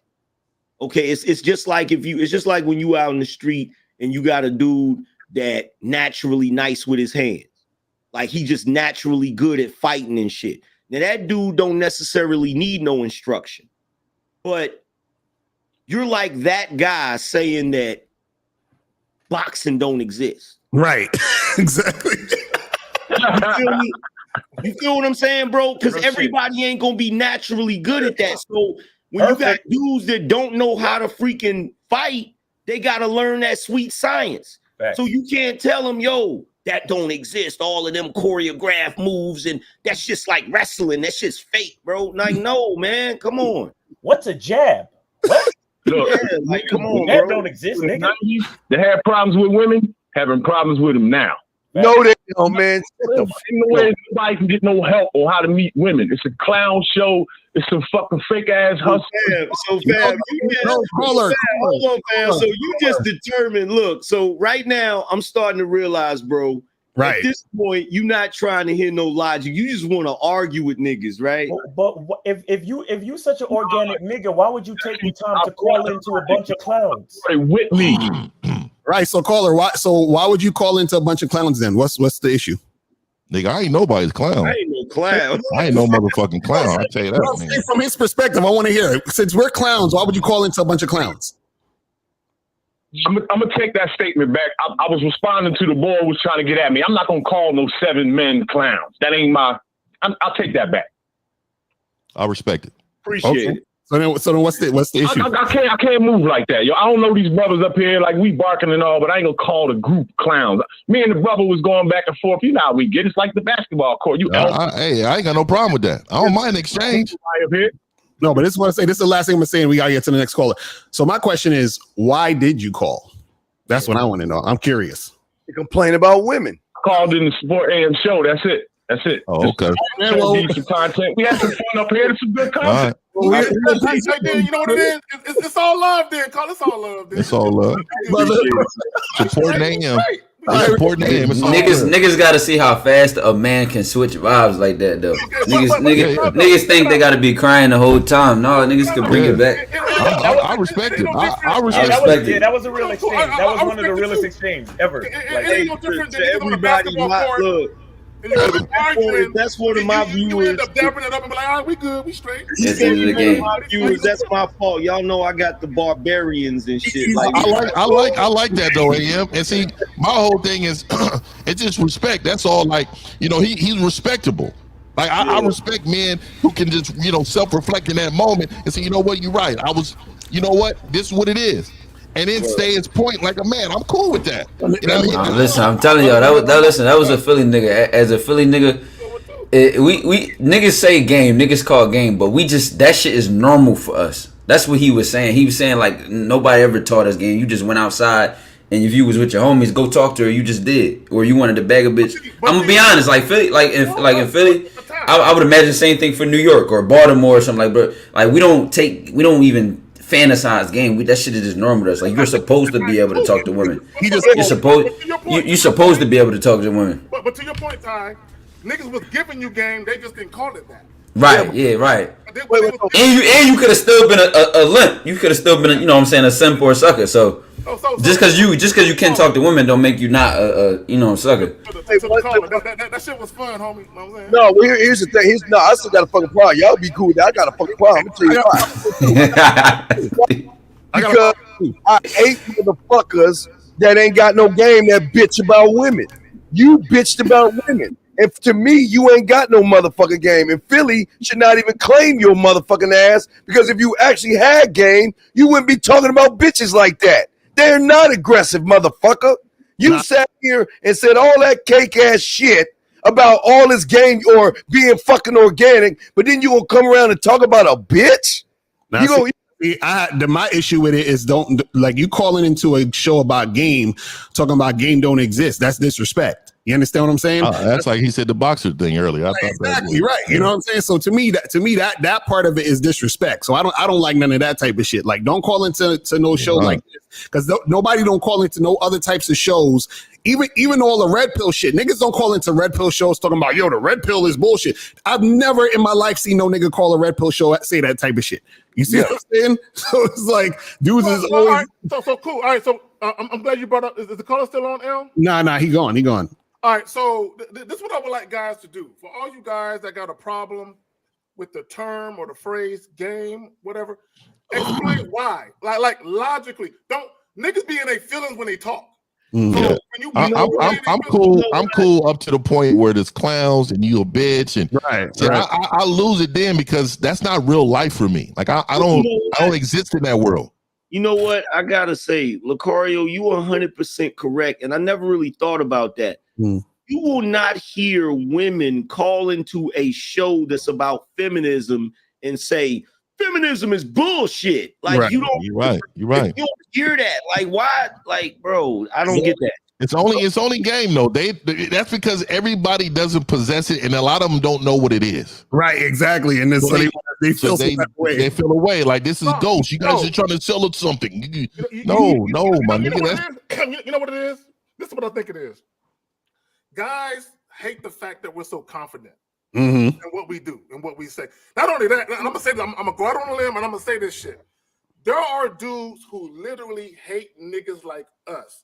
That and we talk shit, and every day we get paid for talking about the shit that we talk. So they're like, "Oh, these niggas fucking, these niggas spitting, and they getting paid, all at the same time for the shit that they talk." Oh, this can't be true. Fuck these niggas. So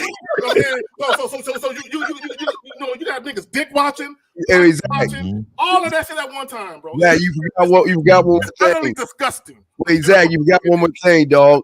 They also, goddamn, those women are giving them niggas gifts. Them women are buying them shit, giving them. Hashtag her debit card work too. They don't like that saying either.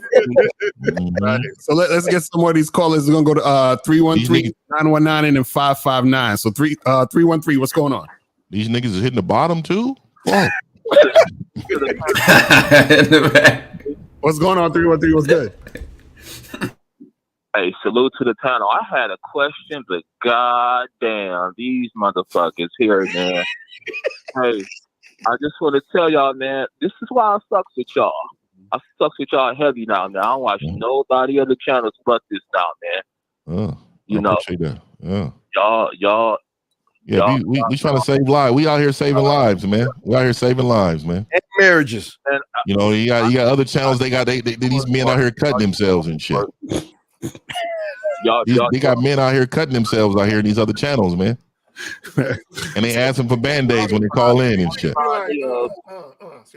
Y'all remind me of my daddy and my uncles when they was alive, man.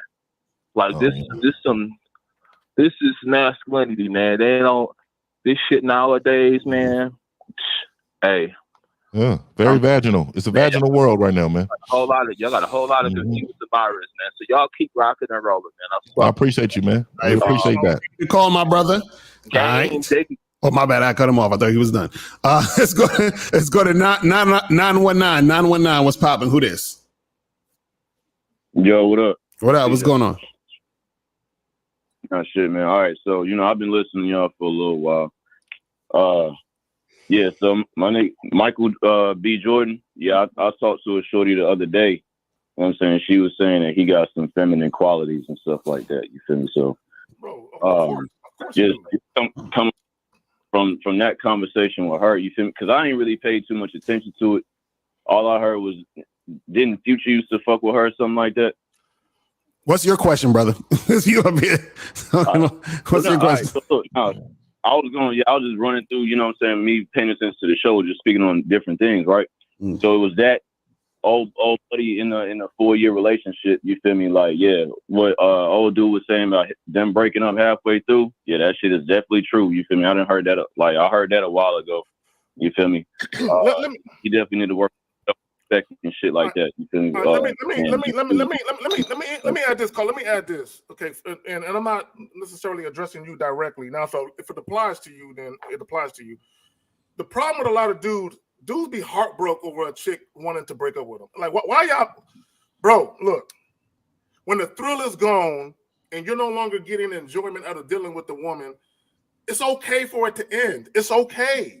This too shall pass. You will find another bitch to deal with. It's okay. But dudes are so emotional about a woman, right? And their feelings are so deeply embedded in dealing with that woman, they feel like they can't go on. And they're like, bro, it ain't that serious. It ain't like dudes literally, they want guarantees. Like if I give my heart, like, there's a dude who said, how can I protect my heart against women? And I'm like, I wish I'd have been there. Who said that? It was on a Facebook post. And I'm like, how can you protect your heart? It's like, oh my, like, y'all niggas is bitches out here. Look, there used to be a time when women were more concerned with their feelings, right?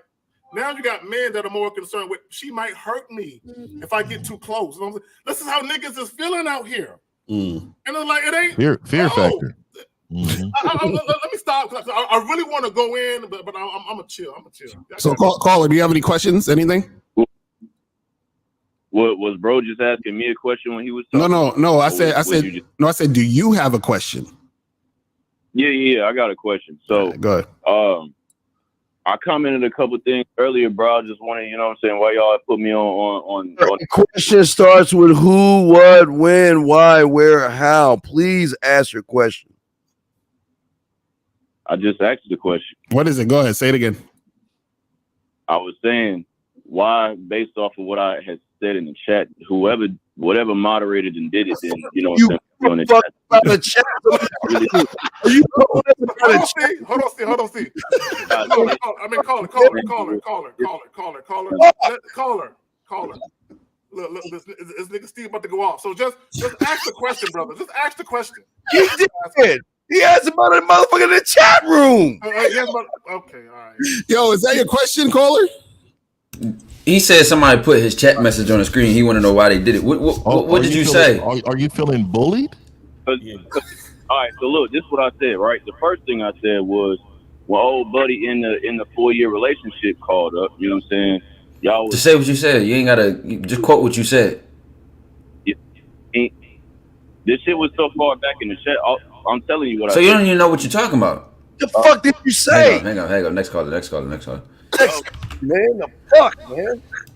All right, the nigga getting offended over something he don't even remember he said. See, this is the problem with men, though. Really quick, man. See, I could tell what men explain themselves way too much, with women, with people around them. Like, dude, stop. Just speak directly. Speak with some conviction. Like, stand on it. Like, I don't understand. It had to do with the bro. Quote what you said, my nigga. We didn't got to remember what happened. All this other shit. Yeah, let's go. We're gonna go to 559 and 214. 559. Go fund me for Zag's internet, man. We need to.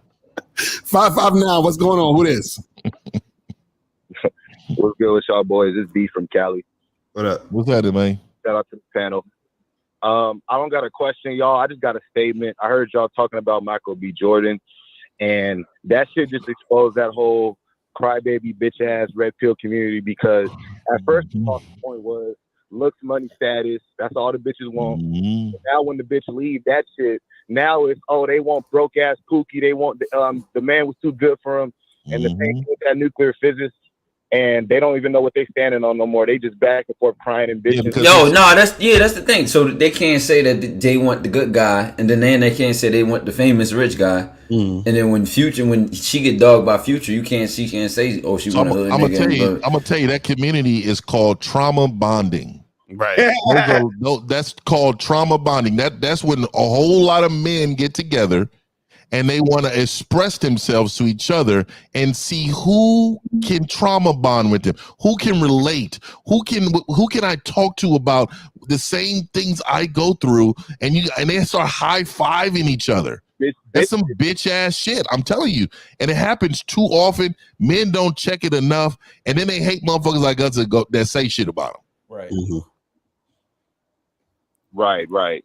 And one last thing I want to add, I don't like mean to bring down the morale or anything, but 50, I just saw your video about what happened in Texas, man. And the saddest part of all this shit is you got motherfuckers crying and bitching about women, but it's motherfuckers dying across the world and going through real shit, but you got motherfuckers shedding tears.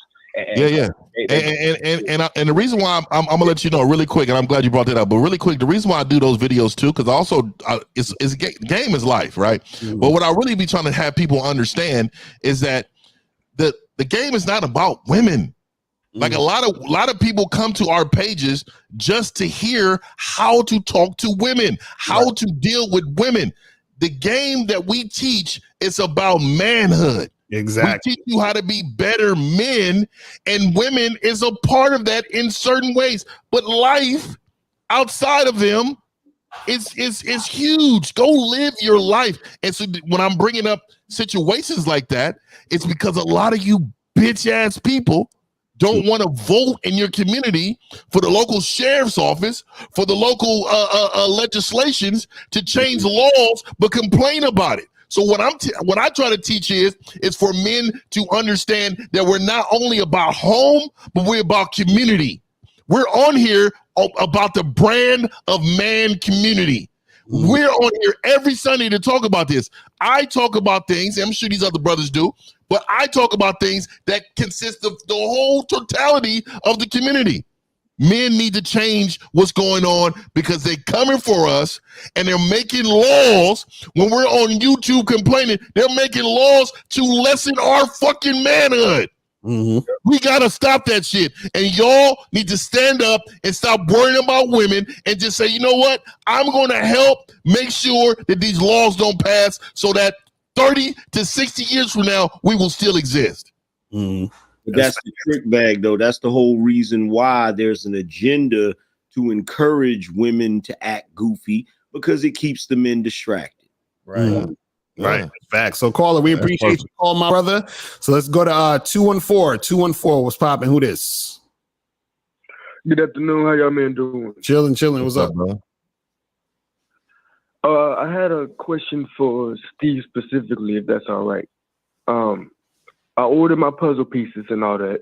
I was just wondering if there's anything else I need to know, like if it's all right if I listen to music in the background, stuff like that. I want to make sure I listen to instructions very clearly.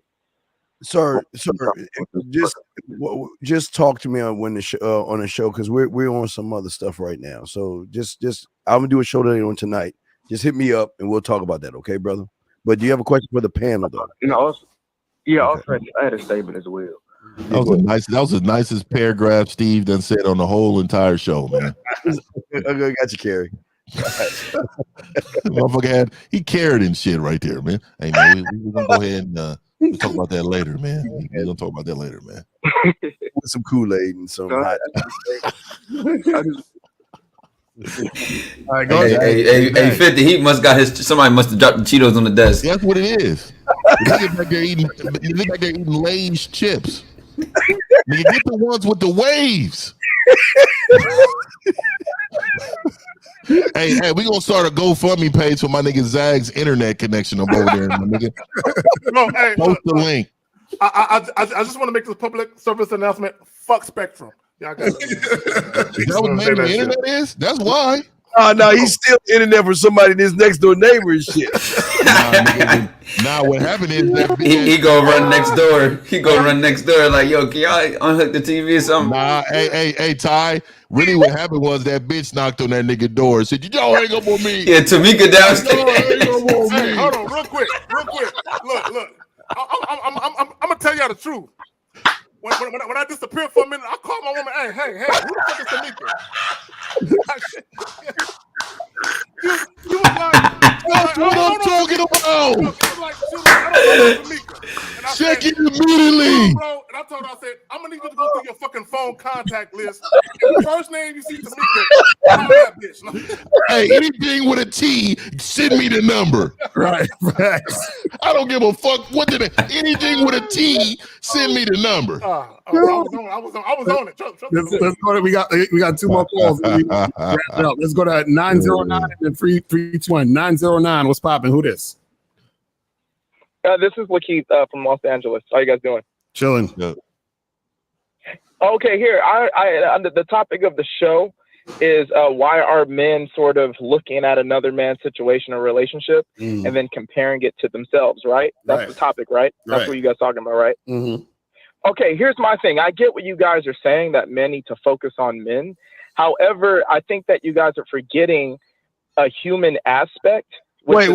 Before you say this bitch ass shit, this is being brought to you by Excuse for Berry Crunch. Make sure you do your thing, because this motherfucker about to say some bitch ass shit. I can hear in your fucking voice. You so. But go ahead, Carl. I want to hear this. Let me say the bitch ass shit. Can I say it at least? Yes, please. I want to hear it. Go ahead. Okay, thank you. So basically, what I'm saying is that it seems like you guys may be, and I could be wrong, but maybe forgetting about the human aspect of cross-referencing. So do you guys think it's wrong for a man to look at another person's situation, cross-reference it, analyze it, and then to try and figure out the outcome of his situation? No, it's not wrong. It's that a lot of men now have no identities. So what they do is they're easily impressionable. So then they copy it, and then the real problem is that a lot of men have been traumatized or have faced that same result. So then they use it to justify or encourage their trauma and say, well, look. So they paint this narrative and they live in their own world where women are evil demons and they just destroy men and take all their money and they want all their clout and fame. So then something like this happens and they push that narrative further. Right. And we're telling men, live by your own rules, your standards. This what happens out there does not define you. That's the disconnect. Okay, let me say this real quick. Bernie L with the dub. I started a GoFundMe page for KZackandSpectrum.com. Fuck Spectrum. fuck Spectrum. Right, can I say this? Let me say this, Miles. Let me get off. Here's the problem. Okay, so caller, to answer your question. See, a lot of guys, they'll say, oh, I can learn from other men's mistakes. The problem is you don't really know his mistakes, though. Because behind the scenes, you don't know the bitch ass shit that he's doing to contribute to his mistakes. So a lot of guys, when they look at, oh, this woman was married to this guy and she left him and she divorced him and all these women are doing guys this bad and this bad. Here's the thing, okay, and I said this and I'm gonna say it again. When women fuck you over, it's either because you chose the wrong bitch in the very beginning or because you did something during the course of the relationship to contribute to how the bitch is cheating you. You're still, like, I think someone said it earlier, you are still the common denominator. So call okay, I understand. So, hold on. Let me finish my point. Hold on, caller. Hold on. I don't want to crush you out. Let me finish my point. So either you have the ability and the power to influence the woman or you are influenced by the woman. It's one of the two, bro. There's no gray area with that. Right. And Miles, I know you want to say something. Okay, caller, hold on. Miles want to say something. We'll get back to you. Go ahead, Miles. Caller, I want to address something that you said. You said, doesn't it make sense for a man to cross-reference what's happening with another man to figure out his own situation? And what you don't understand, what a lot of cats don't understand, and which is why this is so serious, is that a lot of the guys will look at what's happening with these celebrities and they don't actually have a situation to cross-reference because they've never spoke to a bitch in their life. Because they take these statistics and they develop a hate for a species of human that they've never actually interacted with. Right. And so they enter the market. They enter the situation with these negative narratives about females and female nature and relationships and marriage and all of this shit when they're still virgins. They've never actually dealt with a female. That's what I'm trying to say. For me to cross-reference, I need to have something to reference from myself. You're right about that, but don't you think that's fair? Fair how? How's it? In a sense, what I mean by that, what the gentleman was just saying was absolutely correct. However, I think it's somewhat fair because in the inverse of that, Mm-hmm. you'll have all these women who will never even have a chance because they're below average looking or average. Nah, they all got chance. They got pussy. They got chance. A male celebrity, but they're comparing every man in society to that male celebrity. So then all the men in society have to contend with the narrative of It hurts both. Listen, it hurts both sides. But the only men that are going to continue that narrative that who don't have their own. So wait a minute. If women have to encounter what the gentleman was saying, which is true, then if women want to project that narrative onto men, then you can't be mad for men projecting their narrative onto. Whoa! Wait a second. We're not equal. Wait a minute. So hold on. So you're saying that society is judging all men by the Michael B. Jordan standard? No, I'm saying a majority of women are. Wait. But see that. Hold on. I'm gonna go after you. So wait a minute. Is this is Lakeith, right? Yeah, Angry Man, it's me. How you doing? Okay, Lakeith. Number one, bro. Fucking punch him in his throat, Angry Man. So you genuinely think that when you go out here and meet certain women, you might actually encounter a woman that's gonna judge you. She's gonna look at you and say, "Oh, he doesn't have what Michael B. Jordan has, so I'm not gonna date him." I have been successful with women, and the ones I've been unsuccessful with, yes. You don't have any women, bitch. Okay, number one, Lakeith, here's the problem. This is what y'all are doing. This is what y'all are constantly doing. And it really gets on my nerves, man. Y'all are constantly doing this, and it's really annoying. Bitch. Y'all are like Dexter in the laboratory. And the theorems that you're coming up with, the theories that you're coming up with in the laboratory do not have no real world application. And the reason why is because you keep trying to say, well, women are judging dudes by this standard or that standard. And see, the biggest problem is that you're listening to what women are saying they want, and you're taking that shit seriously.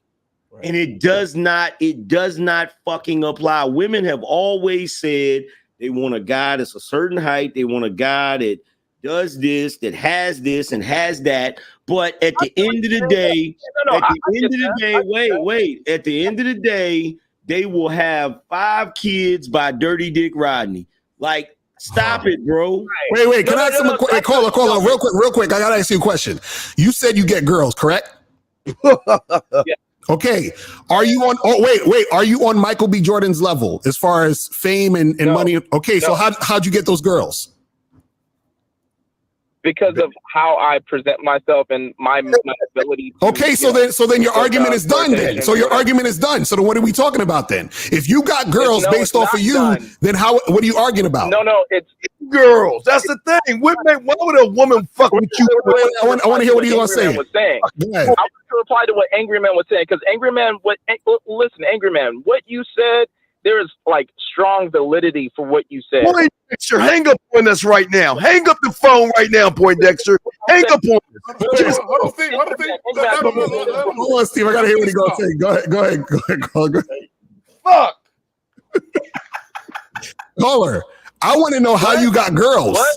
I want to know how you get girls, because obviously you got to be at Michael B. Jordan's level, correct?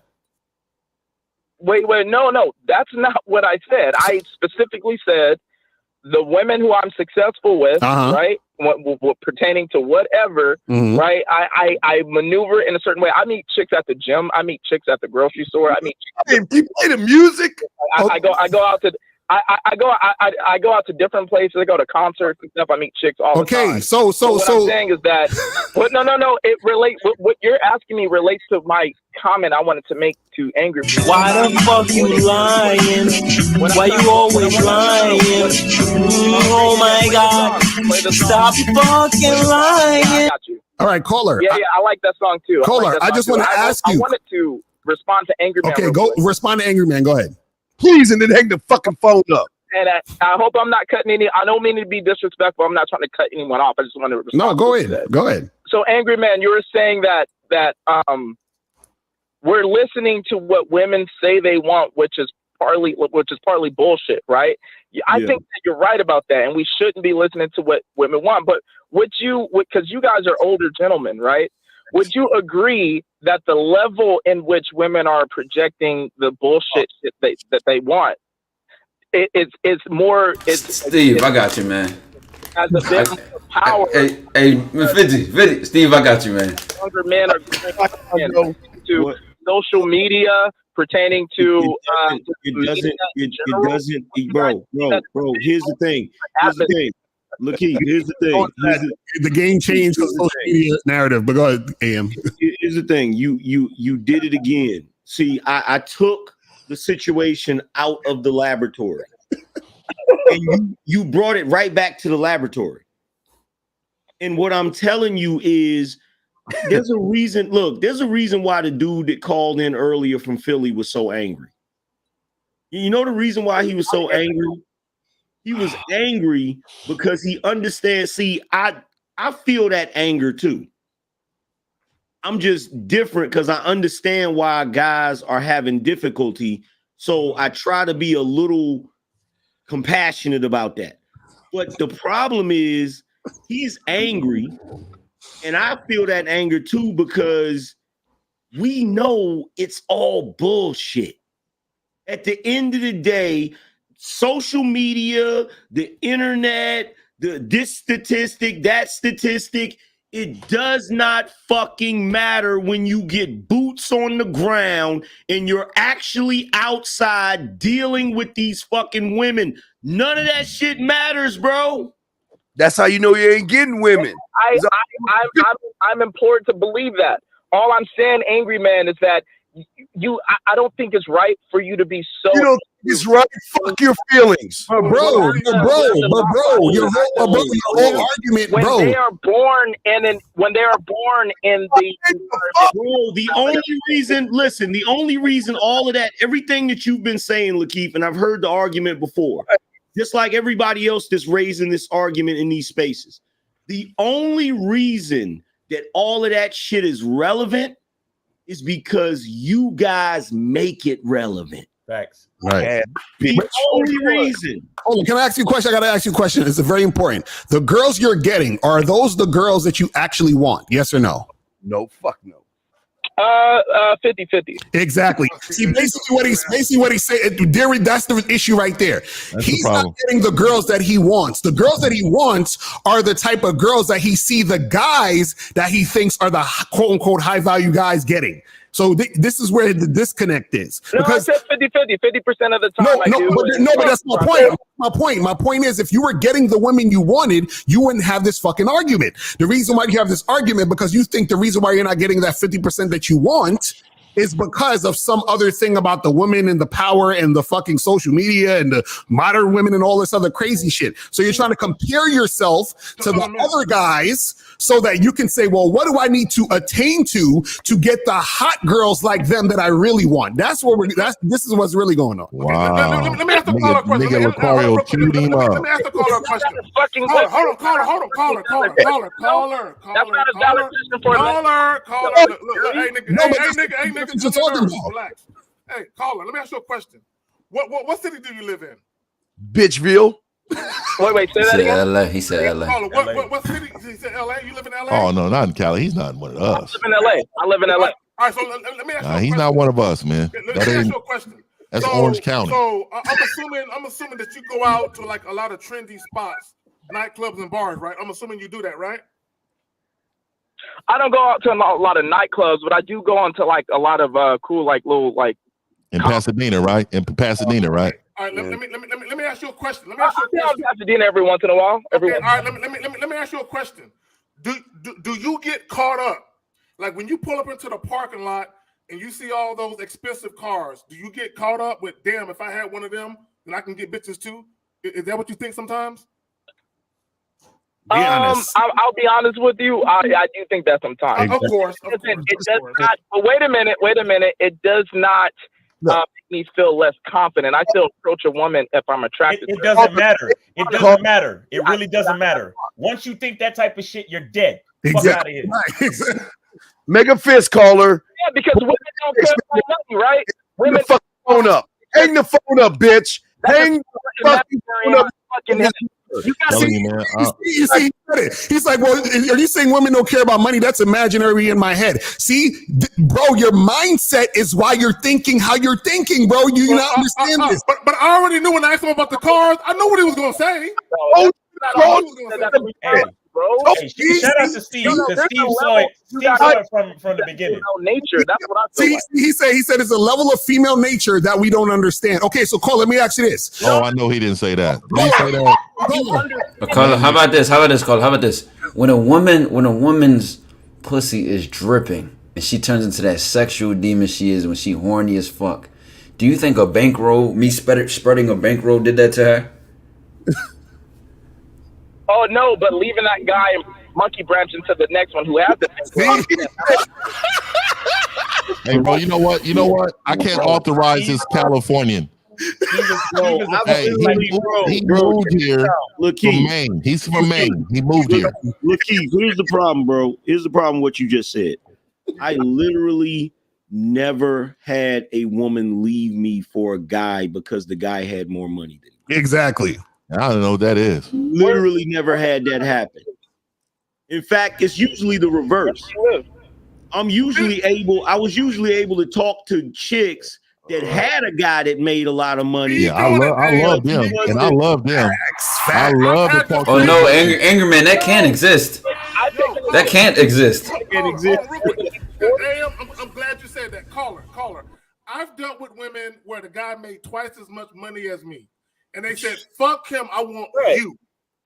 Yeah. So Caller, it's not about the money. I believe you. It's about how much influence do you have over that woman, bro? In what I said. Wait, say that again, Caller. No, I said I believe what the guy just said. I believe what he said is right, and I believe he's done that before. But that doesn't mean that what I'm saying is no. Caller, do you believe it for yourself? Bro, this is the point. This is the point. Do you believe it for yourself, though? Do you believe you can be that type of dude where you can pull up in a Toyota Corolla, here's a caller got a Rolls Royce, and you can still pull that bitch from that nigga? Do you feel that for real, though? Fuck no. Well, to answer your question, I'm the kind of guy who will make that approach no matter what I'm driving up in. Caller, she could come with the nigga with the bag. She could be in the nigga with the bag section at the club, and she still choose you. That's what she's still on your dick. He's on that red pill shit. That's what he is. He's some that's all. Hey, brother, listen, caller. I don't know. Hey, it was caller. I have literally ended up dating a chick that was with a guy that made way more money than me, and I would go over to her crib and I would see some of his stuff there, and she'd be like, yeah, he's here sometimes, but he usually going on business. I said, yo, make him move his stuff out because I don't like seeing his stuff. So, Caller, real quick, I just want to say this. Listen, I get a kick out of not being a bitch's type. Caller, we appreciate you calling, but our hypergamous nature is going to make us monkey ranch to the next call. So, appreciate you. Lucario's in his masculine frame. So, this is the last call. 321. 321. We got it. 321. What's popping? Who this? Yo, hello. What up? Hey, y'all hear me? Yes, sir. What's going on? Yeah, man, we can hear me. We can hear you, nigga. We hear you, man. What's up? That do y'all think that the one thing men are missing is just like a masculine role model, or like what masculinity in general? Do you think that's like? Okay, all right, caller. Can you do me a favor? Yeah, y'all gotta let Steve release his views. Go ahead, Steve. You got it. Let Steve release his views. Caller, ask your question all over again. Can you start all over? I missed some chips. Ask your question, sir. Ask your question all over again, please. Please. Yes, please. Y'all hear me good? Yeah, bro.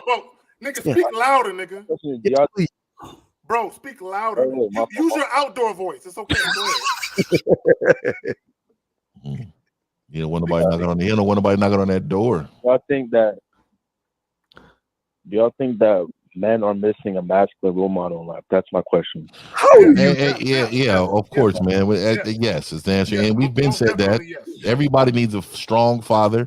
I just called somebody's father a bitch earlier, and I hope he called his dad and said, "Hey, Dad, like you really wasn't the one. Like you really wasn't a superhero."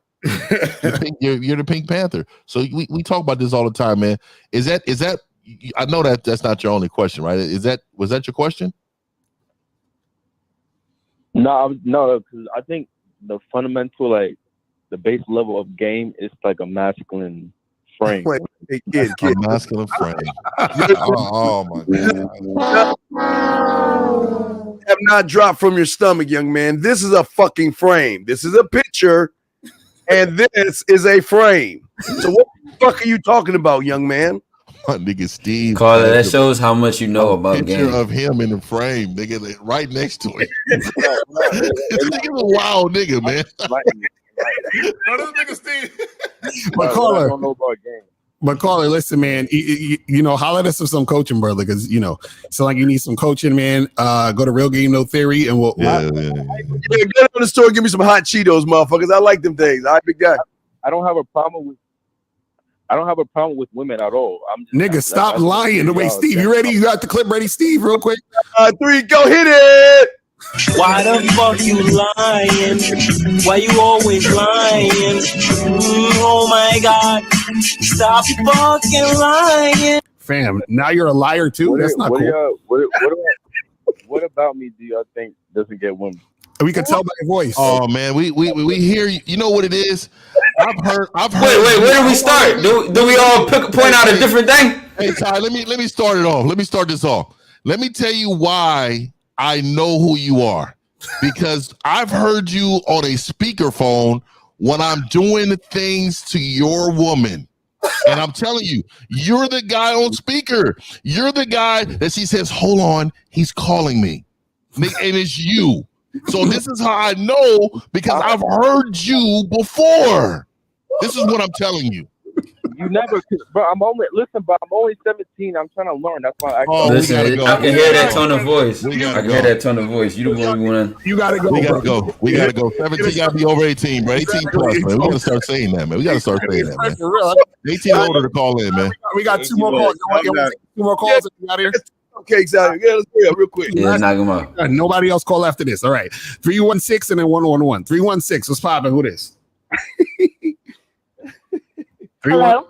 316. What's going on? Hey, it's Sapphire. Oh, this is the one from earlier. Here we go. Uh-oh. Right. Did you bake them biscuits yet? Not much here, but I wanted to call in because you guys told me to, and you said you wanted to hear the masculinity in my voice, which is non-existent. But as far as having a question, I don't really have one, but I would be willing to discuss anything. Okay, well, I gotta say something. Sapphire. Oh, you got it. Sapphire. I asked you a question. Did you bake those biscuits yet? I could. You know how to bake biscuits? But I haven't. Wait a minute. You know how to bake biscuits? I do. Good girl. So Sapphire, let me.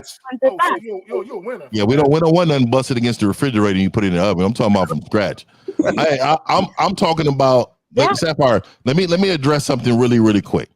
I know that you said in your comments earlier that you don't like how we were speaking to the men, so you felt like we should speak to them different. How should we speak to men? How should we speak to men in your viewpoint? Which doesn't really matter, but I'm asking you, what did you feel like we should have done different in order to reel that person in? As far as he seemed as if he was trying to be genuine about the fact that. See, there we go. See, let me stop you. You're talking about feelings. You're already talking about feelings. Right. See, men don't view feelings. See, so let me teach you this, because men don't view feelings. When we hear someone call in, we don't view feelings as something we need to worry about when we speak to them. But watch this though. Watch this, 50. Okay. The guy that you're referencing, Sapphire, the guy that you're referencing that called in, that you said he was trying to be genuine, right? Would you give him any booty? Right. I mean, probably not. Exactly. So then what's the point? So Sapphire, do you like What was that? I felt like you felt. Hey, Sapphire. Got her, angry man. Hey, Sapphire, do you have a nice neck? How's your neck? Sapphire? I can do with anything. You said what? I think it's just fine. I think it's beautiful. You think it's beautiful? I think everything about me is beautiful. Okay, good. So let me tell you about your neck and how it should be treated on a daily basis. Okay. So when you with a real man, and he tells you, get your ass. I'm gonna throw some eggs on the counter from the store. Go rustle me up an omelet, and I grab your neck and look you in your face and said it needs to be done. It needs to be hot on my plate, delivered to me. Are you gonna go do that? I'll be like, okay, I'm gonna give you something hot. That's right. That's what I'm talking about. And what I'm gonna do is, when you say that, I'm gonna grab both of your shoulders and I'm gonna push your shoulders downward so you drop to your knees. And then what I'm gonna do is, I'm gonna look you in your face and I'm gonna tell you right now, who is Massa? I need to be called Massa before you do this. Are you gonna do that, Sapphire? Oh shit! Oh shit! I mean, if you're possibly not. Okay, so you're gonna do it. Let me just tell you something. I'm not gonna be questioned about whether or not you're doing it. I'm just doing this for the entertainment purposes of the show, but I'm really not going to ask this question.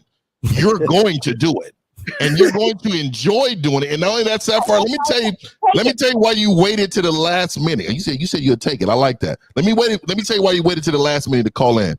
Because you wanted everybody to know that you listened to this whole entire show. You learned something. You called in. You're productive. You know what type of man you are. And you know what, Sapphire?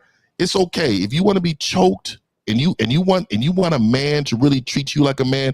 You got to get out of these comments. You shouldn't be saying anything. Just obey who's in front of you. Yeah, and Sapphire, I have some homework for you, Sapphire. Are you listening? I always listen. Okay, what I want you to do is I want you to go and get a notebook and a pen, and I want you to pull up. It's in my life. 1950 just put on a masterclass for all the alpha males and all the masculine frame men. Listen, man. Yeah, I want you to pull up videos on YouTube that are baking tutorials. And I want you to learn how to make biscuits from scratch. There it is. And after you do that, I want you to report back to this show. Yeah. Tell me that you've learned how to make biscuits. I love it. I love homework. I gotta ask a question. If I can't smell them through the phone, then something ain't right. Hold on, Sapphire. Where's your man at? I actually just got out of a 7-year relationship. 19. Let's dissect this. Y'all want to get about this? No. She is here for the verbal gangbang. This is what it is. That's what it is. That's what it is. She wants to feel like what she haven't felt in 7 years. And so let me tell you this. You hear it in our voices on his panel. What we would do to your life. Your whole life would change. And let me tell you how it would change. It would change for the better. You would be in order. You're out of order. This comment, I'm not going to forgive you for. You're going to have to make that up. There's ways to make it up. You know how to make that up, Sapphire? Exercise my neck. There it is. There it is. Hey, I give you a B for that response, but it needs to be quicker so you can get an A. She wants you that fucking guy. Listen. She wants the BBC. Sapphire. She's ready. So she sounds like she's coachable. So that's good. No. She most definitely coachable. Oh yeah. Just make sure you go to work with a turtleneck on. Follow your channel. It came up as the next one, and it was super funny because it's just a coincidence how I ended up on your guys' channel and on this phone. Good. You got 10 seconds of your life left. It's all good. Hey, Sapphire, the reason why that relationship failed is because you need to learn how to make them biscuits from scratch. That's facts. Exactly. Go hang up on us now and go research. That's what I'm trying to tell you. I know how. Oh, you know how? Okay, well, get off the phone and go start making. She all soft. the next batch of biscuits you make, I need you to take a picture of it and send it to asktheangryman@gmail.com. I want to show everybody that you know how to make biscuits. Yeah, it is. And I like this really quick to all you men out here, thinking we need data to holler at bitches. Man, y'all can go all the way to hell, man. This is what we talking about, man. No statistic could just teach you that. You can just watch a woman get slutted out on live and enjoy it. What I want to point out is she was combative in the chat, but when she called up, she was ultra. She yelled immediately. And bendable. You know what I'm saying? Our panties kind of. Hey, Sapphire, pull your panties up because I know they sliding down your legs right now. Remember, I'm telling you right now, an index finger, she will empty her bank account with this index finger I have. Yeah, she can go back and masturbate to this. She'll cut this last clip off and play with her pussy with this. So Sapphire, we appreciate you calling in. And we do. Real quick before you go, I want an honest answer from you. Just say yes or no. Do you like nigger cock? Whoa, yo, I'm on Twitch. You can't say that, bro. I gotta close my vibe, yo. Damn.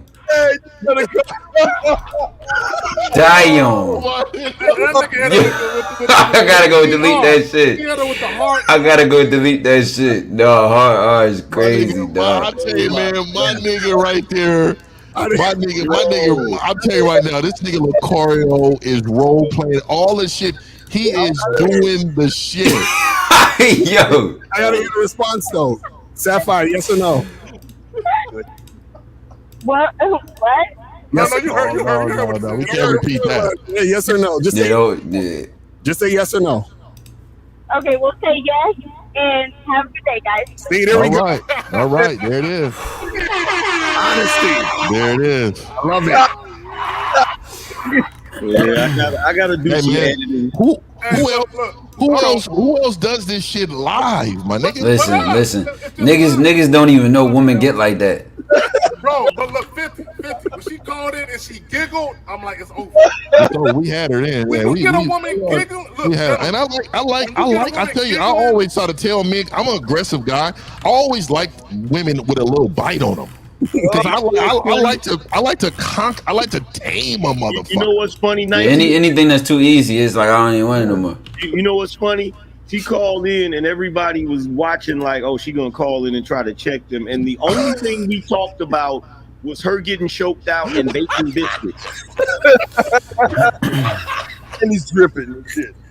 Hey man, I love Sundays, man. I'm gonna let y'all know, man. That's the only thing I love. All right, we got one more call or two more. We'll do one more.